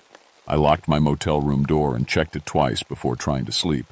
But every time I closed my eyes, I saw those drawings, children with claws and glowing eyes, watching from the shadows. And I couldn't shake the feeling that somewhere up on Shadow Mow. 10. Something was watching me too. I should have left Shadow Mountain that night. Should have driven back to the state office and recommended the case be turned over to the FBI, but I kept thinking about those 7 missing children, and I couldn't give up on them. The next morning, I went back up the mountain alone. Sheriff Bradley had been called away on another case, or so the deputy told me. I suspected he just didn't want to face whatever was hiding in those woods. The Walsh family lived on the back side of Shadow Mountain, where the trees were so thick they blocked out most of the sky. Their cabin was the smallest yet, and I could tell they were barely scraping by. Jenny Walsh had disappeared just 2 weeks ago. Mrs. Walsh answered the door with her youngest child, a boy about 4, clinging to her leg. She looked terrified when she saw me. "Please," she whispered, glancing around like something might be listening. "Don't make me talk about Jenny. They don't like it when we talk about the taken children." "Who doesn't like it?" She pulled me inside quickly and locked the door. The cabin was dark and cold, with blankets hung over the windows. "They come at night," she said, her voice shaking. "Looking for her, calling her name. They know she's gone, but they keep coming back." Mr. Walsh sat in a corner, rocking back and forth. His eyes were wild, and he kept muttering something I couldn't understand. "My husband hasn't slept since Jenny disappeared," Mrs. Walsh explained. "He keeps saying he can hear her crying in the walls." "Tell me what happened the night she vanished." Mrs. Walsh hugged her little boy closer. Jenny had been having nightmares for weeks, ever since she saw... She looked at her husband. Since she saw what happened to her baby brother. What happened? He was born wrong. Couldn't breathe right. My husband, he put a pillow over the baby's face. Said it was a kindness. But Jenny saw. My heart sank. Another traumatized child. Another tragedy that had broken an innocent mind. The night she disappeared, Jenny kept saying, and she could hear other children playing outside. Happy children who wanted her to join them. I told her it was just her imagination, but around midnight she got out of bed and walked to the front door. "You saw her leave?" I tried to stop her, but it was like she was sleepwalking. She opened the door and walked out into the woods, following voices only she could hear. We searched all night, but Mrs. Walsh started crying. "We found her footprints leading to Devil's Hole." I knew that name from the case files. Devil's Hole was a deep cave system that ran through the heart of Shadow Mountain. Local legend said it went down for miles, connecting to other caves all through the mountains. "Has anyone searched the caves?" Mr. Walsh finally looked up, his eyes focusing on me for the first time. "Can't," he croaked. Things live down there. Old things. Hungry things. Has anyone actually seen these things? Mrs. Walsh nodded slowly. Jenny wasn't the first. Our neighbor's boy, Billy Henderson, Mary's older brother, he went missing 5 years ago. But 3 months later, we saw him. You saw Billy Henderson? The missing boy? Coming out of the woods one night, but he was different. Moved wrong, smelled wrong, and his eyes, she shuddered. They glowed in the dark like an animal's. I felt like ice water was running through my veins. What happened when you saw him? He looked right at us, smiled with too many teeth, and disappeared back into the trees. Next morning, we found our chickens torn apart. Not eaten, just destroyed, like something had killed them for fun. As she spoke, her little boy started whimpering and pointing at the covered windows. They're out there, he whispered. The hungry children. They want me to come play. Mrs. Walsh rushed to the window and peered through a gap in the blankets. Her face went white. Oh, God, she breathed. They're here. I looked over her shoulder and saw them. 7 small figures standing at the edge of the woods, perfectly still. They were too far away to see clearly, but something about their shape was wrong. They stood too straight, held their heads at odd angles. How long do they usually stay? I asked, trying to keep my voice calm. Hours sometimes? Just watching, waiting. As we stood there, one of the figures moved. It didn't walk. It flowed across the ground like smoke, covering 30 yards in seconds. Now I could see it more clearly, and I wished I couldn't. It had been a child once, maybe 8 or 9 years old. But now its limbs were too long, its fingers ended in claws, and its eyes were solid black. When it smiled, I saw rows of sharp teeth. It pressed its face against the window and tapped on the glass with one clawed finger. Jenny, it whispered, its voice like wind through dead leaves. Jenny, come play with us. Mrs. Walsh's little boy started screaming. The thing at the window turned its black eyes toward me and tilted its head like a curious dog. When it smiled again, I saw that its teeth were stained with blood. New friend, it whispered. Pretty lady wants to play too. More figures emerged from the woods. I counted them.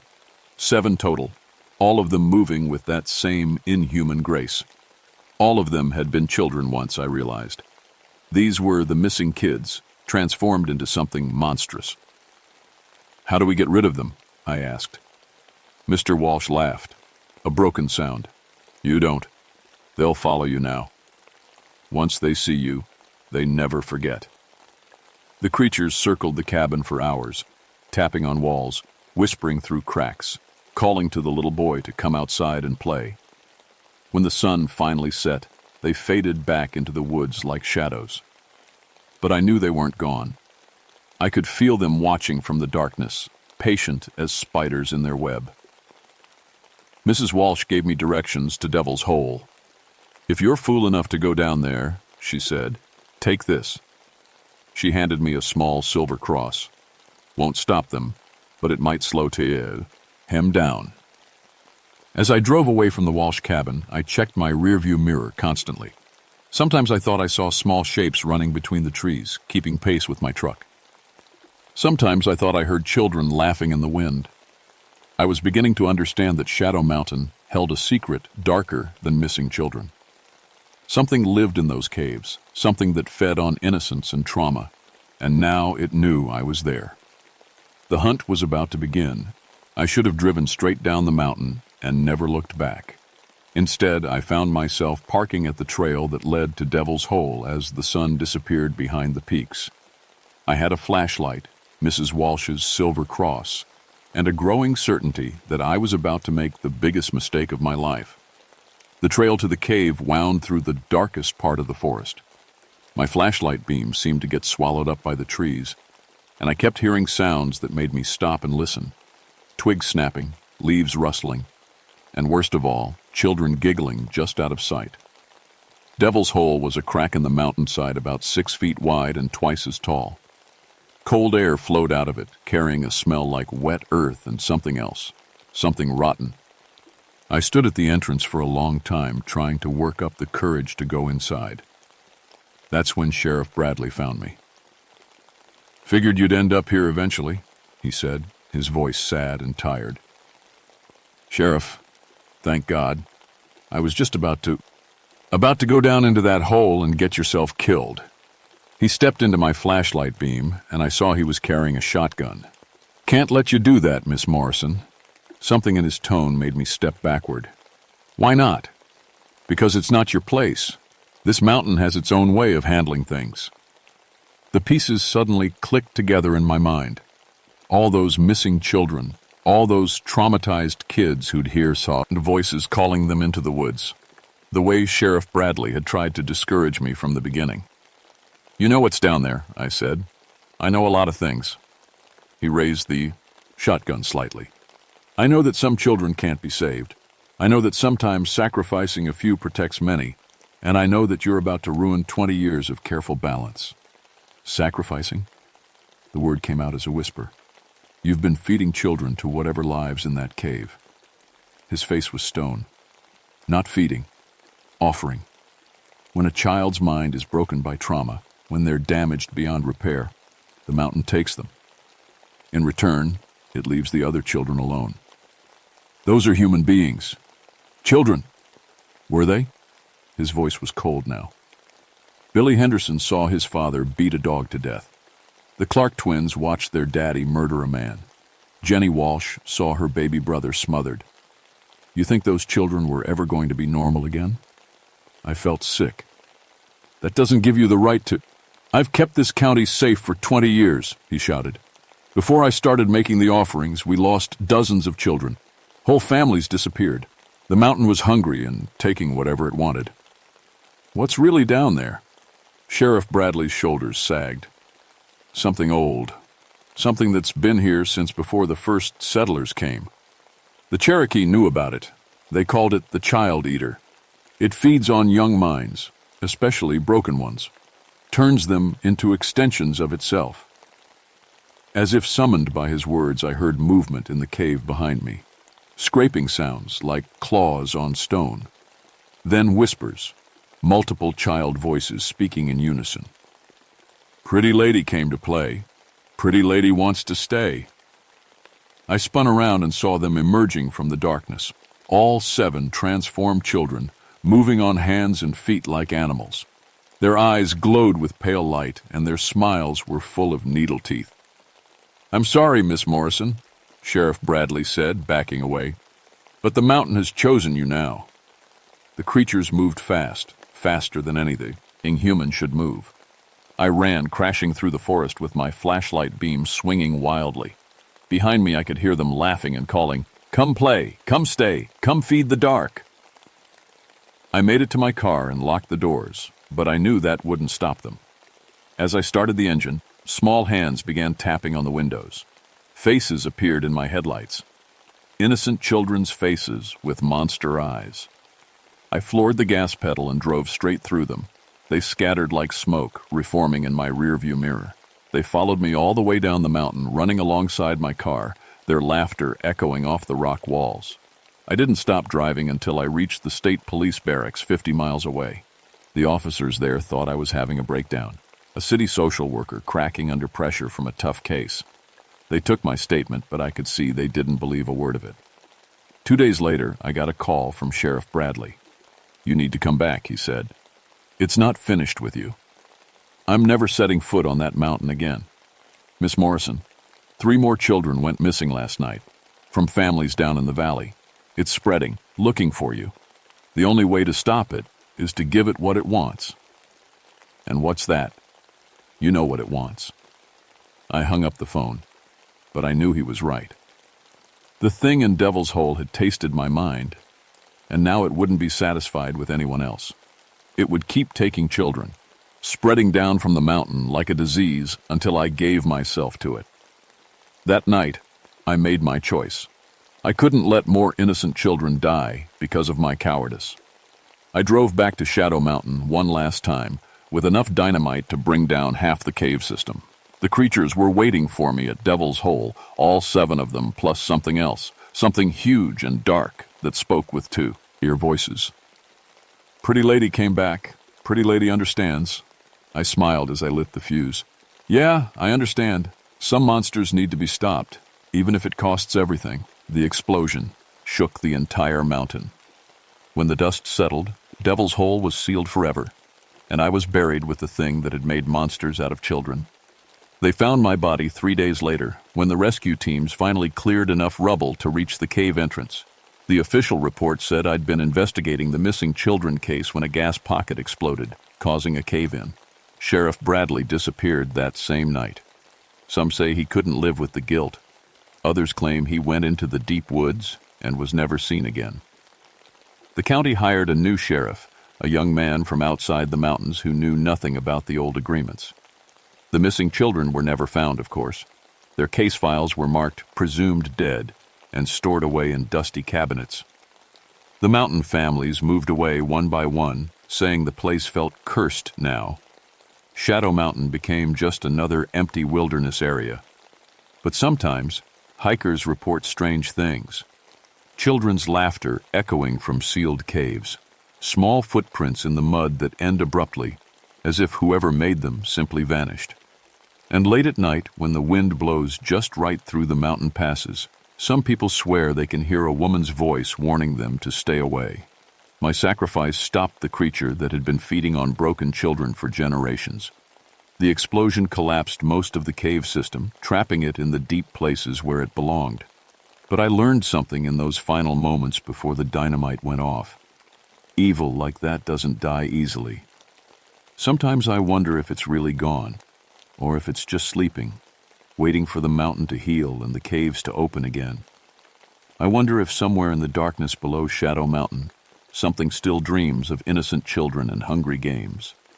The files say 7 children disappeared on Shadow Mountain between 1982 and 1984. The files say they were probably killed by wild animals or fell from cliffs. The files say a social worker named Lisa Morrison died heroically trying to solve the case. The files don't mention the real truth, that some places in this world are just wrong, and some monsters wear the faces of children.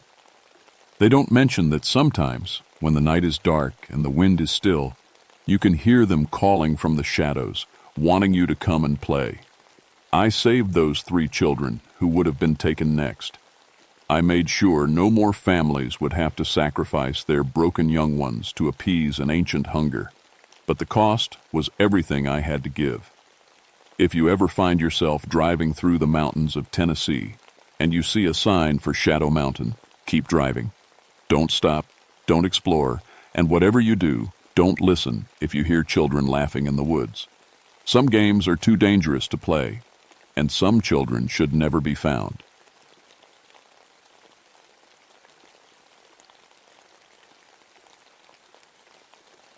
My name is Elena Blackwood, and I used to think I was smart. I had a PhD in psychology, taught at the university, and spent my free time proving that ghost stories were just tricks of the mind. That was before Hell's Gate, before I learned that some doors should never be opened. The letter came on a Tuesday in March 1979. The handwriting was shaky, like an old man's hands were trembling as he wrote. Dr. Blackwood, it said, I know you study strange things. We need your help. 3 families have gone missing near Hell's Gate Gorge. The police say they ran away, but their cars are still here. And the cars... Something melted the windows from the inside. No one will listen to us. Please come to Kentucky. Something is very wrong here. It was signed, Preacher Elijah Stone. I almost threw it away. After what happened in Ohio, when I claimed I found real ghost activity and lost my job when it turned out to be fake, I was careful about cases. But Hell's Gate Gorge was famous. I'd heard the stories, a deep crack in the earth where nothing would grow, where animals refused to go. Local people said it was cursed. I called my friend Marcus Wright. He was a physicist who liked to come along on my investigations with his fancy equipment. Want to take a trip to Kentucky? I asked. What's in Kentucky? Maybe nothing. Maybe everything. Marcus laughed. Sounds like my kind of mystery. I also called Jenny Mills, a photographer who worked for newspapers. She was young, maybe 25, but she was brave and took amazing pictures. I need someone to document whatever we find, I told her. Count me in, she said. I could use a good story. 3 days later, we drove through the mountains of eastern Kentucky. The roads got smaller and smaller until we were on dirt paths that barely fit our car. The trees seemed to close in around us. Everything was too quiet. Are you sure we are going the right way? Marcus asked from the back seat. I checked the map again. This should be it. Around the next bend, we saw the church. It was old, made of gray stone, sitting alone in a clearing. Behind it, the ground just ended, like someone had taken a giant knife and cut the earth in half. That was Hell's Gate Gorge. An old man came out of the church. He was tall and thin, with white hair and deep lines around his eyes. He looked like he hadn't slept in weeks. Dr. Blackwood? His voice was rough. Thank God you came. I'm Elijah Stone. We shook hands. His skin was cold despite the warm day. Tell me about the missing families, I said. Preacher Stone's face went pale. The Johnsons disappeared 2 years ago. Car was found right at the edge there. Windows melted from inside, but no bodies. Same with the Hendersons last year and the Millers 3 months ago. Always the same. Cars found, but people gone. What do the police think? They think people are running away from their problems, but these were good families, church families. And the cars, he shook his head. You have to see for yourself. He led us to the edge of the gorge. I felt my breath catch. The crack in the earth was enormous, maybe 800 feet deep and 50 feet wide. At the bottom, I could see strange yellow pools that steamed in the cool air. The smell hit me like a punch. Sulfur, like rotten eggs, so strong it made my eyes water. How deep does it go? Marcus asked, setting up his equipment. No one knows, Stone said. My grandfather tried to measure it once, dropped a stone tied to 800 feet of rope. Never hit bottom. Jenny was taking pictures, but she kept frowning at her camera. That's weird. My flash isn't working right. I looked around. Where's the nearest town? 20 miles, Stone said. We're alone out here. Just me and the church. My family has watched over this place for 5 generations. Watched over it? Stone looked uncomfortable. It's hard to explain. My great-grandfather built this church in 1834. He said something needed to be kept locked up down there, something that shouldn't get out. A chill ran down my back that had nothing to do with the mountain air. What kind of something? I don't know. But every generation, someone in my family stays here, keeps watch, keeps the door closed. What door? Stone pointed into the gorge. Look closer. I leaned forward and squinted. Deep in the shadows at the bottom, something glinted. It looked almost like an arch, a natural stone bridge spanning the narrowest part of the crack.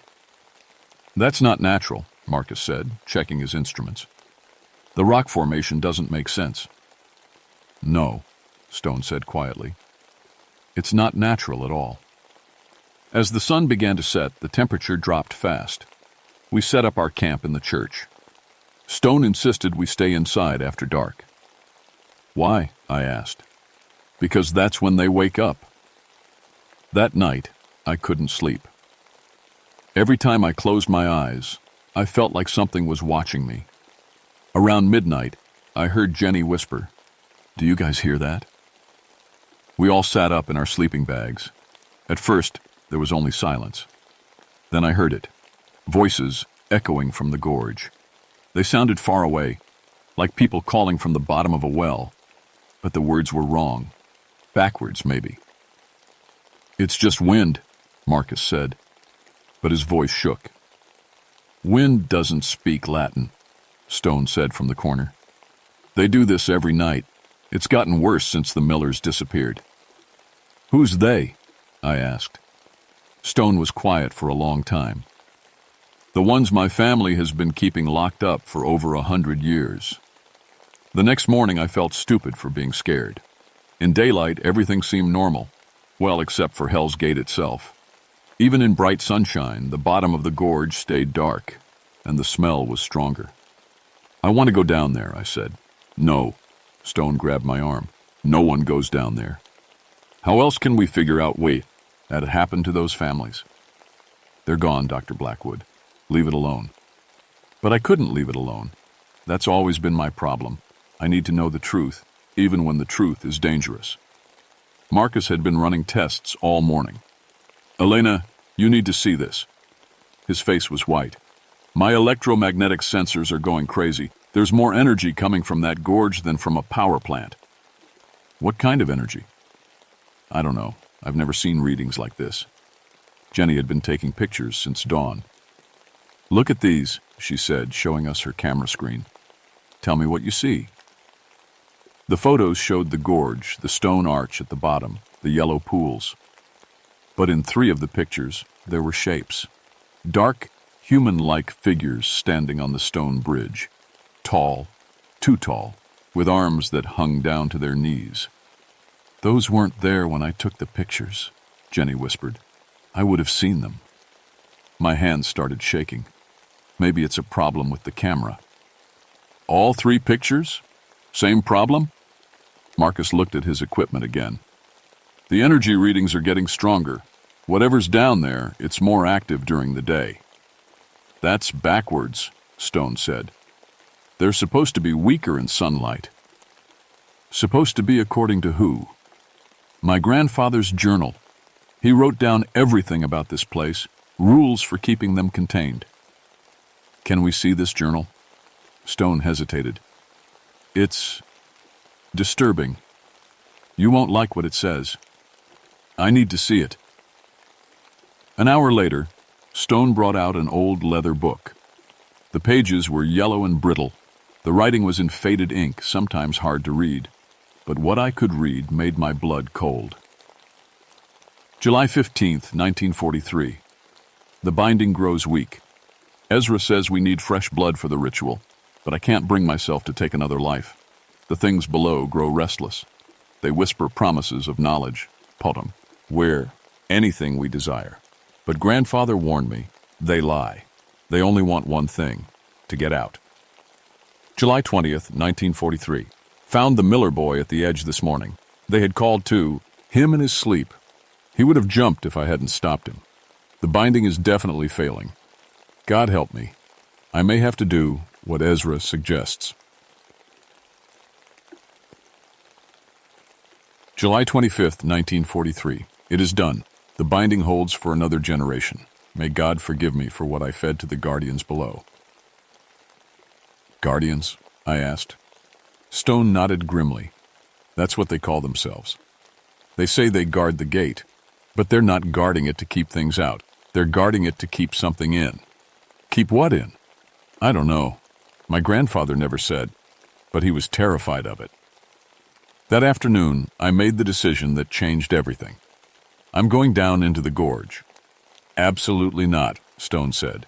"People are missing. If they're down there, maybe they're still alive." "They're not alive, Dr. Blackwood. Nothing that goes down there comes back alive." But I was stubborn. I'd come here to find the truth, and the truth was at the bottom of Hell's Gate. Marcus and Jenny agreed to help, despite Stone's protests. We had ropes, lights, cameras. What could go wrong? Everything. We rappelled down the gorge wall as the sun reached its peak. The smell got worse with every foot. By the time we were halfway down, my eyes were streaming tears. The rocks were covered with strange symbols, spirals and lines that hurt to look at directly. "These markings," Marcus said. "They're carved deep into the stone. This isn't natural weathering." Jenny was photographing everything. "The patterns repeat, like instructions." We reached the bottom. The stone arch was even stranger up close. It was perfectly smooth, almost like glass, and it hummed with a low sound that I felt in my bones. The yellow pools were hot springs that smelled like sulfur and something else. Something rotten. "There," Jenny said, pointing to the far side of the arch. "Is that—" It was a pile of clothes. 3 piles, actually. Men's clothes, women's clothes, children's clothes. all neatly folded, like someone had undressed very carefully. "The missing families," I whispered. Marcus was scanning the area with his instruments. "The energy readings are off the charts. Whatever this arch is, it's not made of normal stone." I walked closer to the arch. The humming got louder. And then I heard something that made my heart stop. Voices, coming from the other side of the arch. Not backwards Latin this time. English, clear English. "Help us," someone said. A woman's voice. "Please help us, we're trapped." "Elena, no," Marcus called. But I was already walking toward the arch. "We've been here so long," the voice continued. "So cold, so hungry. Please just step through. Help us come home." The arch began to glow with a soft, sickly light. And through it, like looking through dirty glass, I could see shapes moving. Human shapes, reaching toward me. That's when the guardians appeared. They rose from the yellow pools like smoke, becoming solid.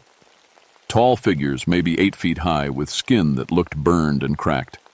Their eyes glowed the same sickly light as the arch. When they opened their mouths, steam poured out. "You should not be here," one of them said. Its voice sounded like rocks grinding together. Marcus grabbed my arm. "Elena, we need to go, now." But the guardians were already surrounding us.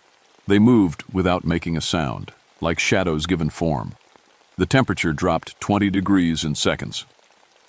"You seek the lost ones," another guardian said. "They called to you, yes? Promised you knowledge? Truth? Where are they?" I demanded, trying to keep my voice steady. "Where they belong. Where all who disturb the gate belong." Jenny was still taking pictures, even as her hands shook. "Elena, look at this." She showed me the camera screen.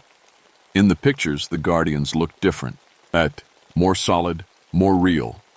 And behind them, through the arch, I could see people. The missing families, reaching out desperately. "They're alive," I breathed. "No," the first guardian said. "They are beyond such simple concepts. They serve a greater purpose now." "What purpose?" The guardian smiled, showing teeth like broken glass. "The door must be fed. The lock must hold. When the binding weakens, we require offerings." My blood went cold. "You've been killing people." "Not killing, transforming. They become part of the barrier. Their life force strengthens the lock." "What are you locking up?" All 3 guardians turned to look at the arch. For just a moment, their confidence flickered. Something that must never escape. Something that would turn your world to ash and madness. Marcus was checking his equipment with shaking hands. "The energy patterns are changing. Whatever that arch is, it's becoming more active." "The binding weakens," the second guardian confirmed. "Soon, we will require a new offering. Perhaps one of you." That's when Jenny screamed. Behind us, more guardians were rising from the pools. Dozens of them, all fixing their glowing eyes on us. The temperature kept dropping. Our breath came out in white clouds. "Run," I whispered. "Can't," Marcus said. He pointed up. The ropes we'd used to climb down were gone, cut by the look of the frayed ends. "The church," Jenny said. "Preacher Stone. He has to know a way out." But when we looked up toward the rim of the gorge, we could see a figure standing at the edge. Stone was there, but he wasn't calling down to help us. He was just watching. He knows, I realized. He knows what they do. The first guardian laughed, a sound like breaking bones. "The Stone family has served us faithfully for generations. Each one learns the truth eventually. The door must be fed, the lock must hold, and sometimes outsiders make the best offerings." "You're insane," I said. "We are practical. Your world believes it wants truth, knowledge, answers. But some truths are too dangerous. Some doors should never be opened. We have guarded this gate for 1,000 years." "Guarded it from what?" The arch pulsed with brighter light. Through it, I could see more clearly now. The missing families were there, but they were wrong. Their movements were jerky, puppet-like. And behind them, in the deeper darkness, something huge was moving. The first hunger, the Guardian whispered.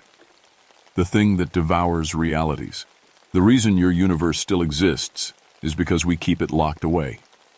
Marcus's instrument started sparking. Elena, the electromagnetic field is destabilizing. Whatever that thing is, it's trying to break through. The binding fails, the second Guardian confirmed.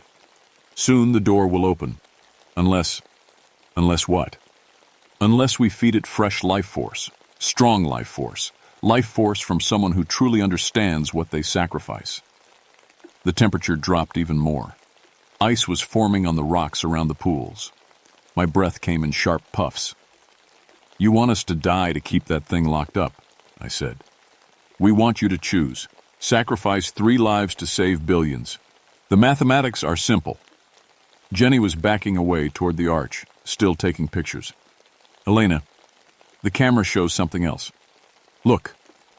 The screen showed the Guardians, but also showed energy patterns around them.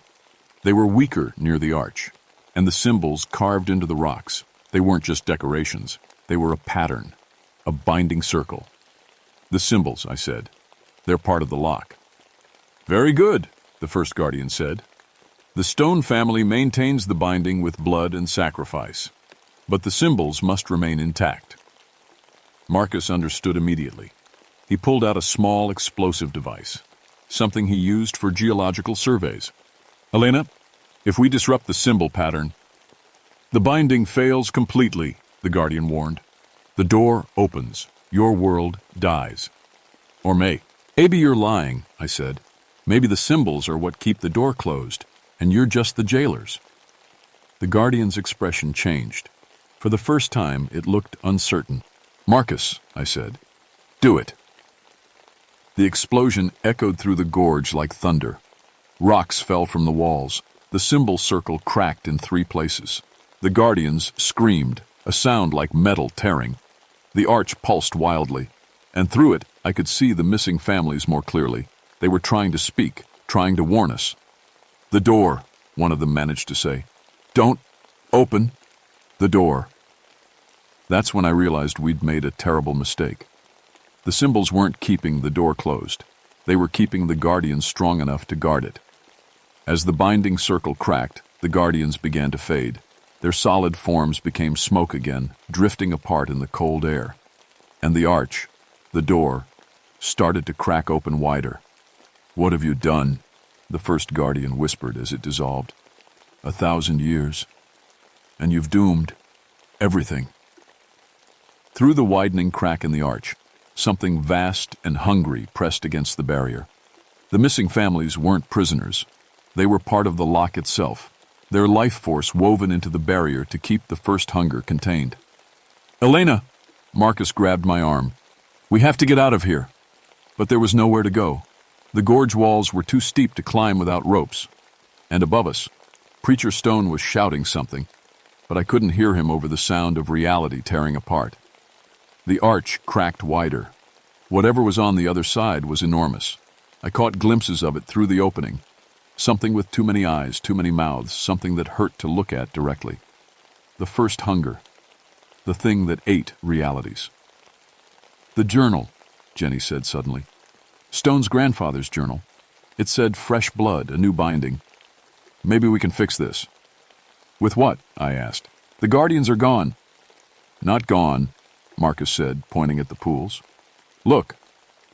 The Guardians were reforming, but slowly, weakly. The damaged symbol circle couldn't sustain them properly. They flickered like candle flames in the wind. Help us, the first Guardian pleaded. Restore the binding before it breaks through completely. How? Blood sacrifice, life force freely given, the old way. You want us to die. One of you, one life to restore the symbols, to strengthen the lock. I looked at Marcus and Jenny. They were scared, but they were brave too. Jenny was still taking pictures, documenting everything even as the world prepared to end. Marcus was trying to understand the energy patterns, looking for a scientific solution to a supernatural problem. These were good people. They didn't deserve to die because I'd been too stubborn to listen. I'll do it, I said. No, Jenny said immediately. This is my fault too. I was the one who saw the symbol pattern. It was my bomb, Marcus added. My choice to use it. The arch cracked wider. Something like a tentacle pushed through. Black, writhing, covered in eyes that looked in all directions at once. Where it touched the stone, the rock began to smoke and melt. Above us, Stone was rappelling down into the gorge. He had a rope, climbing gear, and something else, an old knife that gleamed with silver. The binding blade, he called down.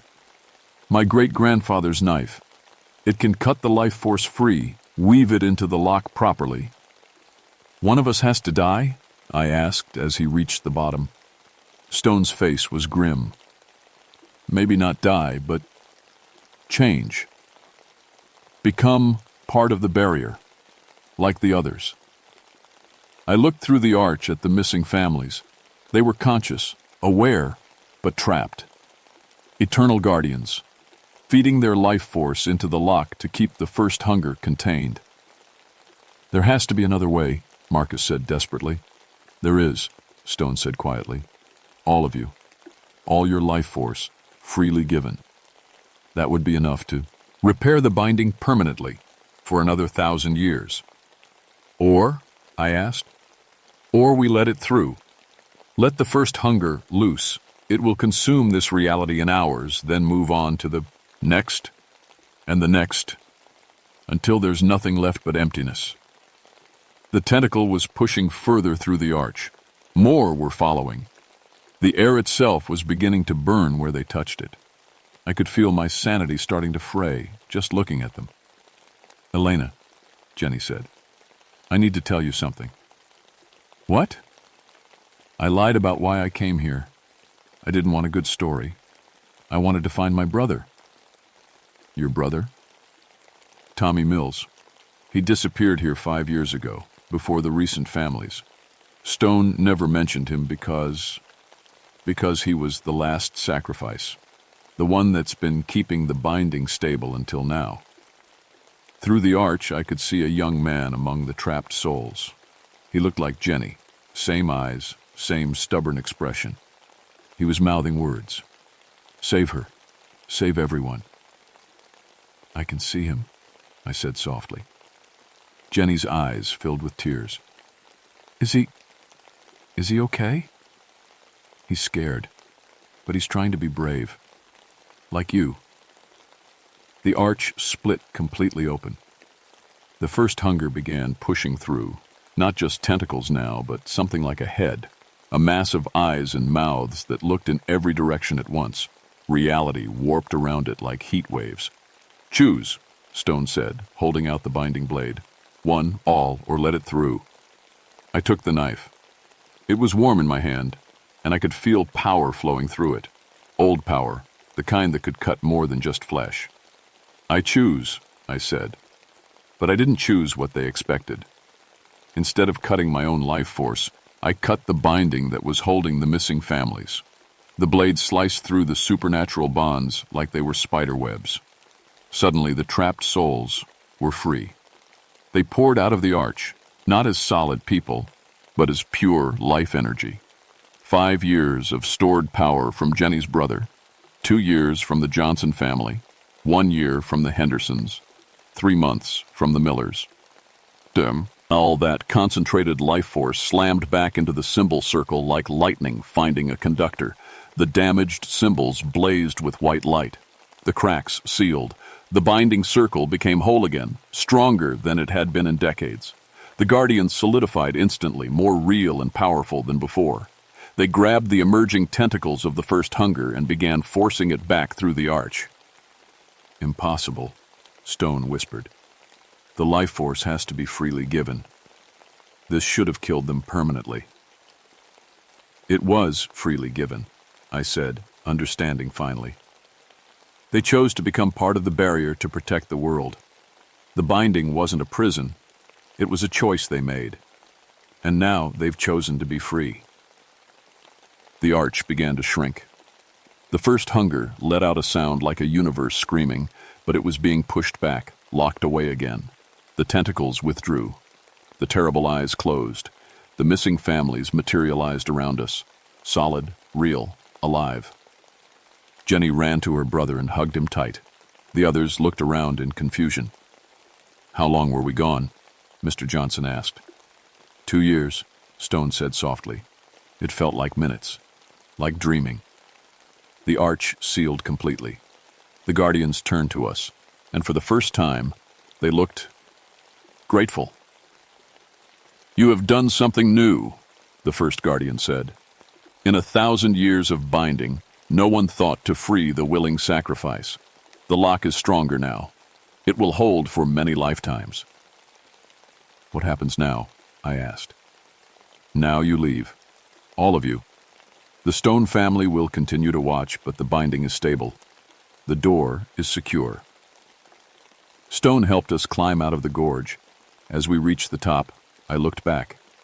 The guardians were fading into the yellow pools, returning to their eternal watch, but they seemed peaceful. We drove the missing families to the nearest hospital. They were weak, but unharmed. The doctors couldn't explain how people could survive for years without food or water. But they were alive, and that was what mattered.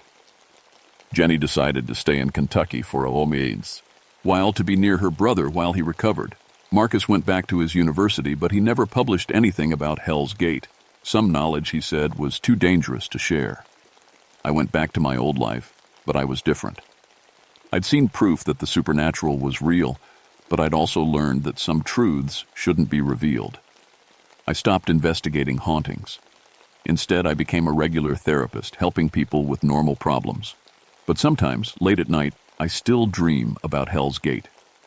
In my dreams, I can hear the guardians singing, a low, wordless song that keeps the door locked and the world safe. And sometimes, in those dreams, I can see other doors, other gates, other places where reality wears thin and terrible things press against the barriers that keep them contained. I know now that there are people like the Stone family all over the world. Quiet guardians, watching over dangerous places, keeping ancient locks secure. Most of them will never be famous. No one will thank them. But they stand watch anyway because someone has to. Because some doors should never be opened. And because the things waiting on the other side are always hungry. My name is Elena Blackwood, and I used to think I was smart. Now I know that the smartest thing you can do sometimes is walk away from the truth. Some mysteries are meant to stay unsolved. But Hell's Gate taught me something else too. Even in the darkest places, people can choose to be heroes. The missing families chose to sacrifice themselves to protect the world. Stone's family chose to spend generations guarding a terrible secret. Jenny chose to risk everything to save her brother. And sometimes, if you're very lucky and very careful, you can find a third option, a way to save everyone and still keep the monsters locked away. The binding holds, the door stays closed, the world continues to exist, and that's enough truth for anyone. Author's note: this story is fiction, but Hell's Gate Gorge is a real place in Kentucky. The local legends about it are quite different from this tale, and I encourage anyone interested to research the actual folklore of the region. Just remember, not all doors are meant to be opened.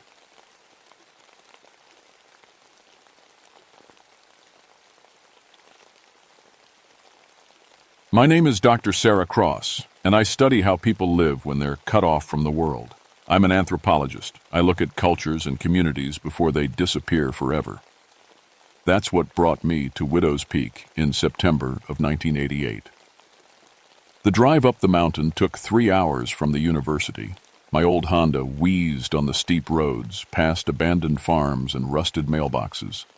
I counted 17 empty houses on the way up. Their windows stared at me like dead eyes.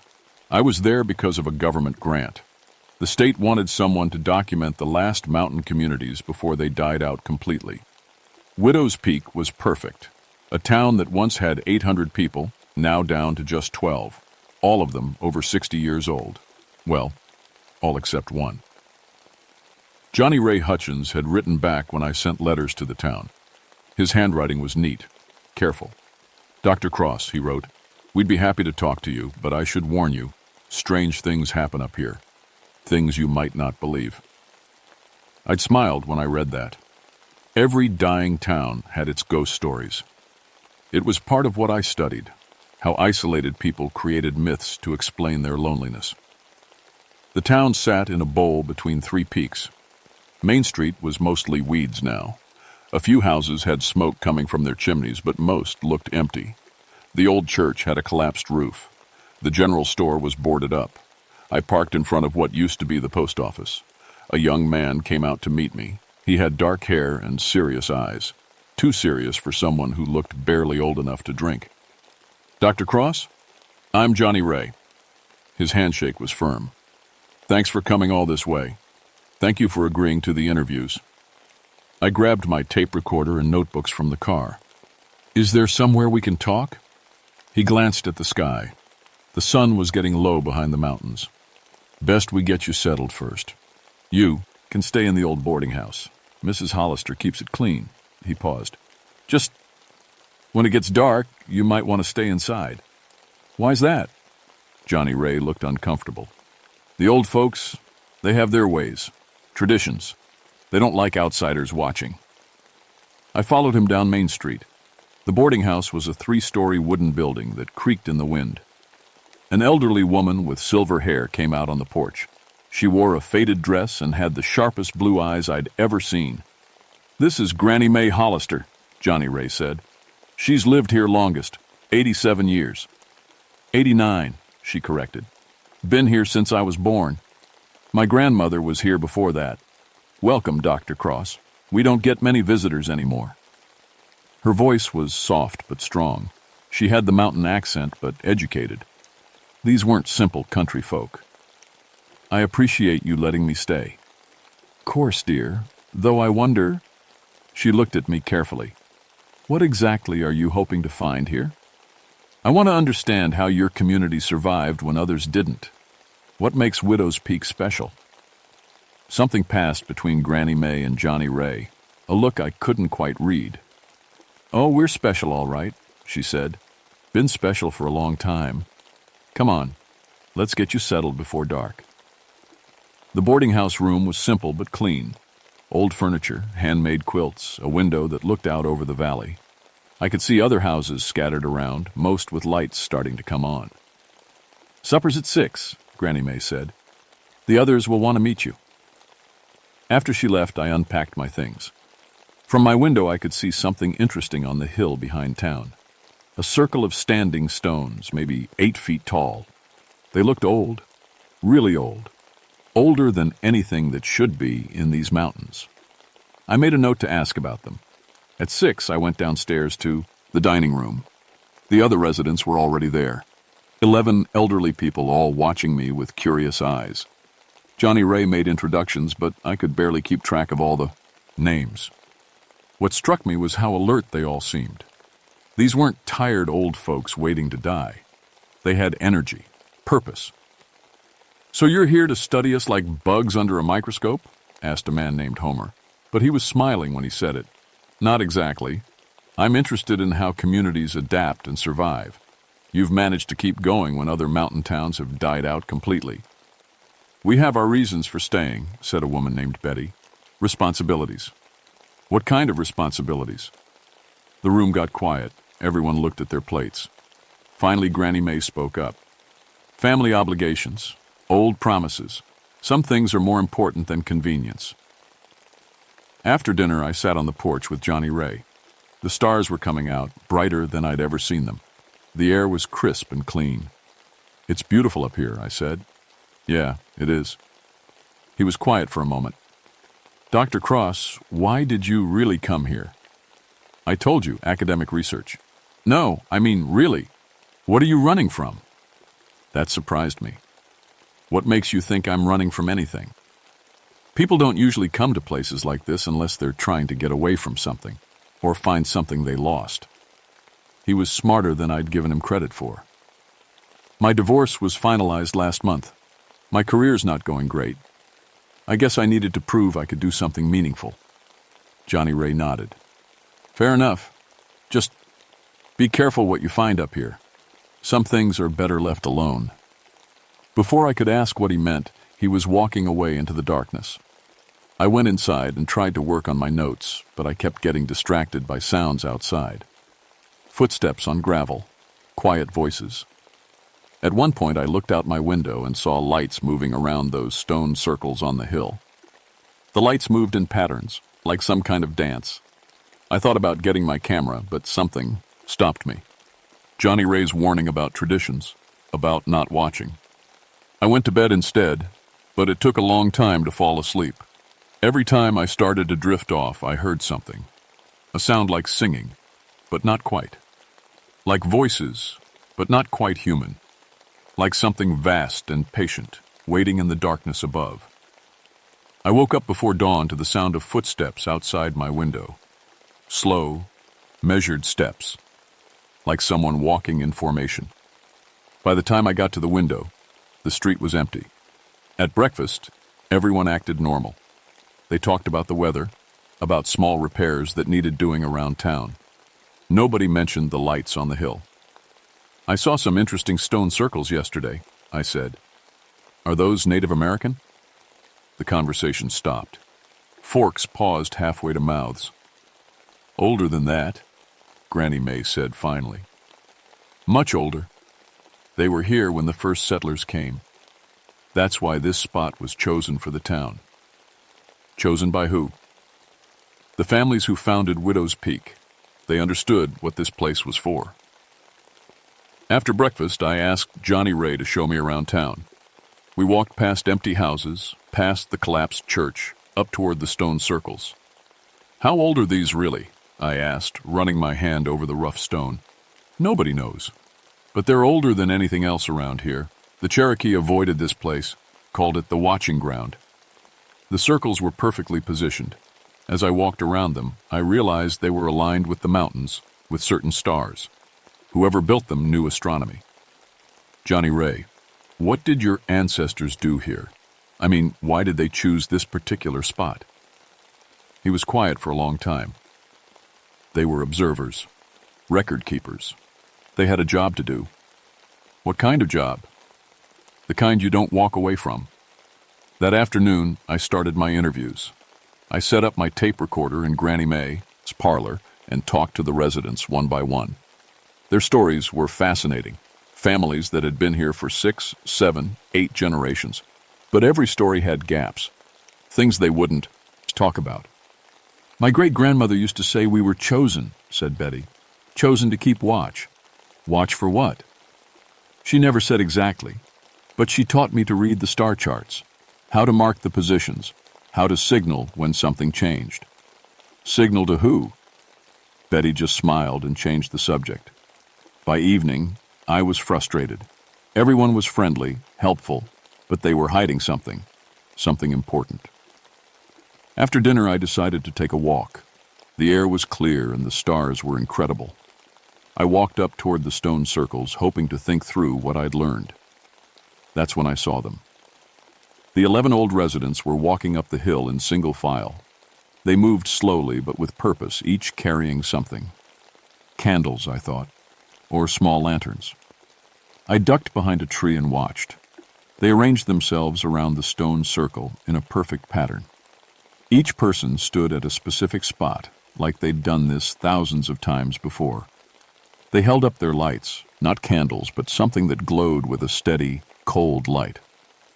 Then they began to not sing exactly. It was more like humming, but with mathematical precision.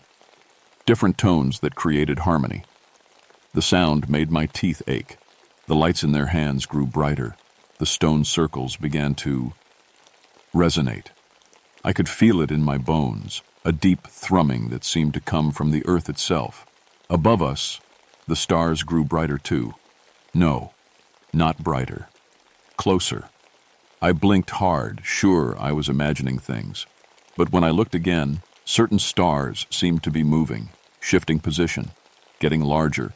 The humming from the circle got louder, more complex. The old people never moved, never broke formation. They stood like they were part of the stones themselves. Then I heard something that made my blood freeze, an answering hum, coming from above, from the stars themselves. I must have made a sound, a gasp, a whimper, because Johnny Ray appeared beside me like a ghost. "You shouldn't be watching this," he whispered. "What are they doing?" "Their job. The same job their families have done for 200 years. He took my arm, gentle but firm. "Come on.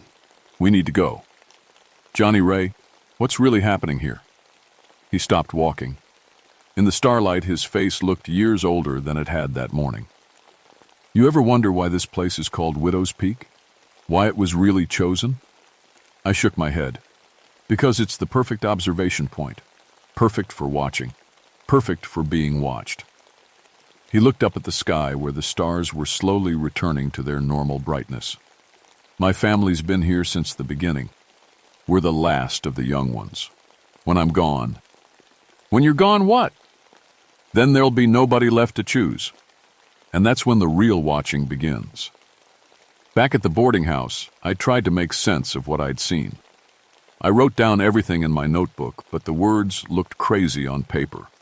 Old people humming at stones, stars moving in the sky. None of it made sense. But I knew what I'd seen. I also knew I had to find out more. The next morning, I cornered Granny May in the kitchen. "I saw the ceremony last night." She didn't deny it, just kept kneading her bread dough. "How long has it been going on?" "Since the town was founded in 1792. Before that, the Cherokee did something similar. Before them, others." She shaped the dough with practiced hands. "This place has always been special, always been watched." "Watched by who?" Granny May looked at me with those sharp blue eyes. "By those who were here first. By those who will be here last." She wiped flour from her hands.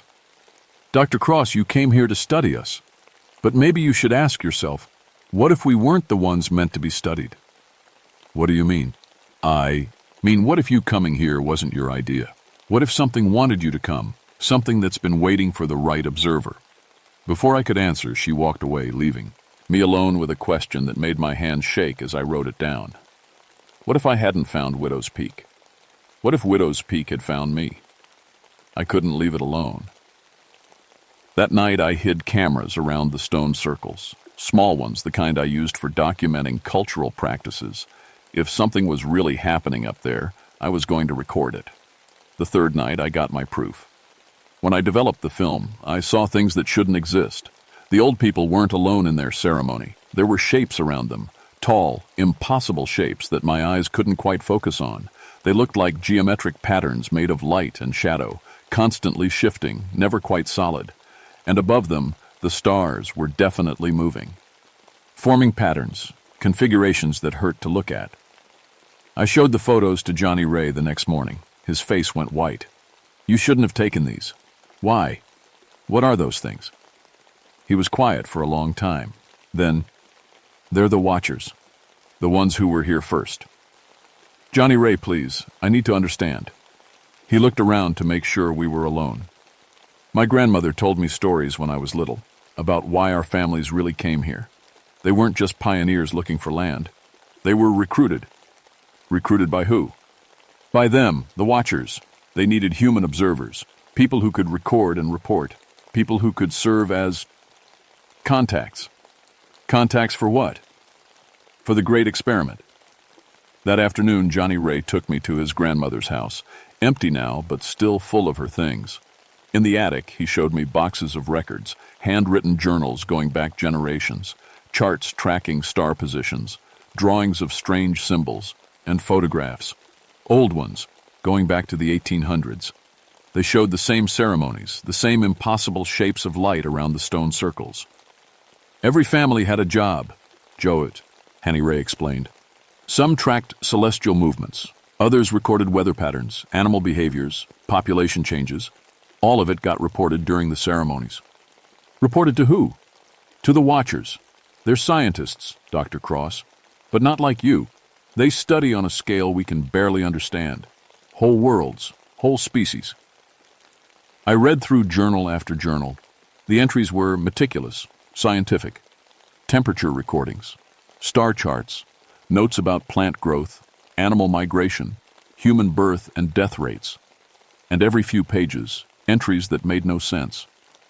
Coordinates that didn't match any earthly geography, dates that were impossible, references to the harvest and the selection and the final observation. Johnny Ray, what's going to happen to this place? The same thing that happens to all their observation posts, eventually. When they have enough data, they shut it down. What does that mean? He was quiet. Then, it means they don't need observers anymore. They become the observed. That night I couldn't sleep. I kept reading the journals, trying to understand the pattern. The earliest entries were full of excitement. The families felt chosen, special. They were part of something bigger than themselves. But as the years went on, the tone changed. The writers became more worried, more afraid. References to people going up to the stars and joining the Great Observation. The population numbers told the story. In 1800, Widow's Peak had 50 families. By 1850, 30 families. By 1900, 20. Now, 12 people and one young man who was supposed to carry on a tradition he didn't fully understand. I was starting to piece it together when I heard the footsteps outside again. But this time, they weren't going toward the stone circles. They were coming toward the boarding house. I looked out my window. The 11 old residents were walking across the street in formation, just like they did for their ceremonies. But their faces were different. Not peaceful like during the rituals. Sad. Determined. They were coming to see me. I met them on the porch. Granny May spoke for the group. "Dr. Cross, we need to talk."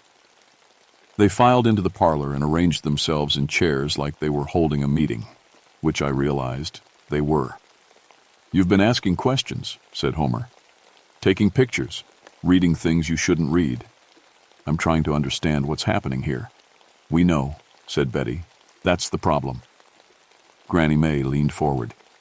"Child, you came here to study us, but you've attracted attention. The wrong kind of attention." "From who?" "From them, the Watchers. They've noticed you." A chill ran down my spine. "What does that mean?"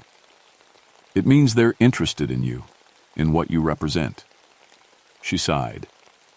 "You see, Dr. Cross, we're not the only observation post. There are others all around the world, places where humans watch and record and report. But the posts are shrinking." "Why?" "Because the Watchers are getting ready for the final phase of their experiment. They don't need as many observers anymore. They're consolidating." "What's the final phase?" The old people looked at each other. Finally, Homer answered. "Integration. They're going to choose the best observers and take them, make them part of the watching. The rest become data points." "And you think they want me?" "We know they do," Granny May said. "You have the skills they need, scientific training, academic credentials, and you came here on your own, which means you're already being influenced." "Influenced how?" Johnny Ray appeared in the doorway. His face was pale, scared. "Dr. Cross, you need to see this." He led us outside. Above us, the stars were moving again, but not randomly this time. They were forming shapes, patterns, symbols, and they were spelling out something. My name. The stars spelled out Sarah Cross in letters of light across the night sky. Then they shifted, rearranged Chad themselves, and spelled out something else. Ready for integration. I felt something change inside my head. A presence, vast and cold, touching my thoughts. "We have been watching you, Dr. Cross. You are exactly what we need." The voice wasn't heard so much as experienced. It came from everywhere and nowhere, speaking directly into my consciousness. "Your academic training, your observation skills, your isolation from human attachments. Perfect." "No," I whispered. "You sought to study the dying community. Instead, you will help us study the dying species." "I won't." Johnny Ray grabbed my arm. "Dr. Cross, don't fight it. It only makes it worse." But I could feel my will slipping away. The presence in my head was growing stronger, more insistent. It was showing me things, vast perspectives, cosmic viewpoints, the beauty of pure observation without the messy complications of emotion or attachment. Humanity looked different from that perspective. Small, temporary, irrelevant. Yes, you begin to understand. Sarah. Granny Mae's voice seemed to come from very far away. Sarah, listen to me. You still have a choice. No choice. Integration has begun. But Granny Mae stepped forward, and suddenly the presence in my head recoiled. I've been here longer than anyone, she said, speaking not to me but to the thing in the sky. 9 decades I've served faithfully. 9 decades of observations, of records, of ceremonies. That should count for something. The stars pulsed, considered. You are aged, obsolete. She is young, useful. Then take me instead. Let her go. She doesn't understand what she's getting into. Unacceptable. She has been selected. But Granny Mae was already walking toward the stone circles. Then you'll have to go through me first.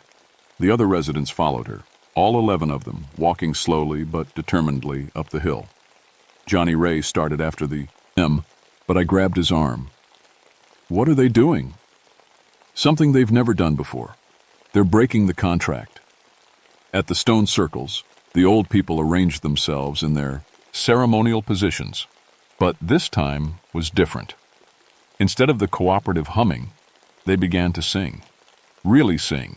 Hymns, folk songs, lullabies, human music, emotional music. The response was immediate and terrible. The stars above us flared with angry light. The geometric shapes I'd photographed became visible to the naked eye. Towering forms of impossible mathematics, beings of pure observation and calculation. They loomed over the tiny human figures, like giants over ants. Cease. Return to protocol. But the singing continued, and with each note, each human voice raised in defiance, the presence in my head grew weaker. They're breaking the connection, Johnny Ray whispered. Breaking the link that's been here for 2 centuries. Unacceptable. Integration will proceed. One of the geometric forms reached down toward Granny Mae. Where it touched her, she began to fade, becoming transparent, mathematical. No! I ran toward the circle, but Johnny Ray held me back. You can't help them, but you can finish what they started. How? By choosing. By refusing to be observed. By staying human. I felt the presence return to my head, stronger now, desperate. Do not resist. Integration is gift, transcendence, freedom from human limitation.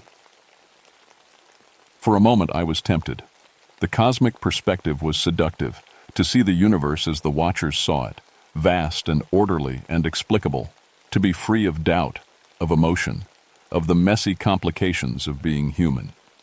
But then I looked at the stone circles, where 11 old people were sacrificing themselves to give me a choice. I choose to stay human, I said. Impossible. You are selected. I choose to be flawed. I choose to be emotional. I choose to be limited and temporary and irrelevant. The presence fought back, trying to overwhelm my will with pure logic, pure observation. It showed me the beauty of mathematical truth, the elegance of cosmic perspective. But I held on to something it couldn't understand. The memory of Granny Mae's kind eyes, of Johnny Ray's worried smile, of old people choosing to sacrifice themselves for someone they barely knew. Human things, illogical things, valuable things. You will regret this choice. Maybe, but it's my choice to make. The geometric forms began to fade. The stars returned to their normal positions. The presence in my head retreated, but not completely. I could still feel it at the edges of my consciousness, waiting, In the stone circles, only Johnny Ray and I remained standing. The 11 residents were gone, integrated into whatever vast observation network the watchers maintained. They had sacrificed themselves to break a contract 2 centuries old. "Is it over?" I asked. Johnny Ray looked up at the sky where the stars twinkled with what might have been malevolence. "No, they'll find another way, another place, other observers." "What about you?" "I'm the last of the bloodlines. When I die, Widow's Peak will be truly empty. Maybe that's enough. Maybe that's what the old folks wanted, to end it here." We walked back down to the boarding house in silence. The town felt different now. Not watched, just empty. I left Widow's Peak the next morning. Johnny Ray helped me pack my things into the Honda. We didn't talk much. What was there to say? At the university, I wrote my report. It was academic, careful, professional. I documented the decline of an isolated mountain community, the last traces of Appalachian folk culture, the inevitable victory of modernization over tradition. I never mentioned the watchers, but I kept copies of everything, the photographs that showed impossible beings, the journals with their careful records of cosmic observation, the evidence of something vast and patient and utterly inhuman studying us from the spaces between, and stars. Sometimes, late at night, I feel the presence at the edge of my thoughts, waiting, watching. The integration was interrupted, not canceled. I am still of interest to them. I've changed careers. I don't study isolated communities anymore. I teach undergraduate anthropology at a small college, and I make sure to stay surrounded by people. Lots of people. The watchers prefer their subjects isolated, vulnerable. 6 months after I left, I got a letter from the Postal Service. It was returned mail, a letter I'd sent to Johnny Ray. The stamp said, "Addressee unknown, town abandoned." I called the county office. They told me Widow's Peak had been empty for decades, completely abandoned. No record of recent residents, but I have my photographs, my recordings, my notebooks full of careful observations.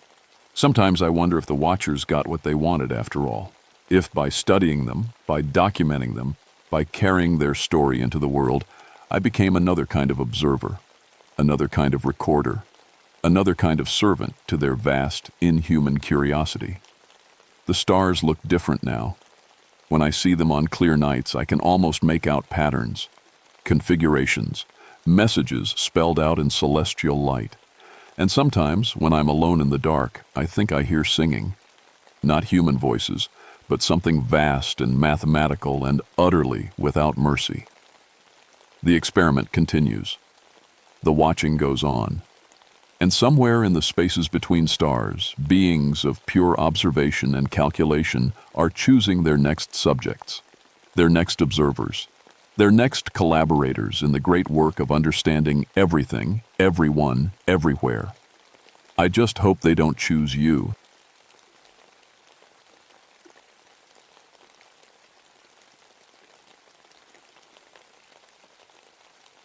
My name is Frank Morrison, and I wish I'd never heard of Gallows Hollow, Georgia. I've been a cop for 20 years, mostly working missing person cases in Atlanta. I thought I'd seen everything the world could throw at me. Dead bodies, drug dealers, kidnappers, the usual mess that comes with the job. But nothing prepared me for what I found in that little mountain town. It started with a pattern.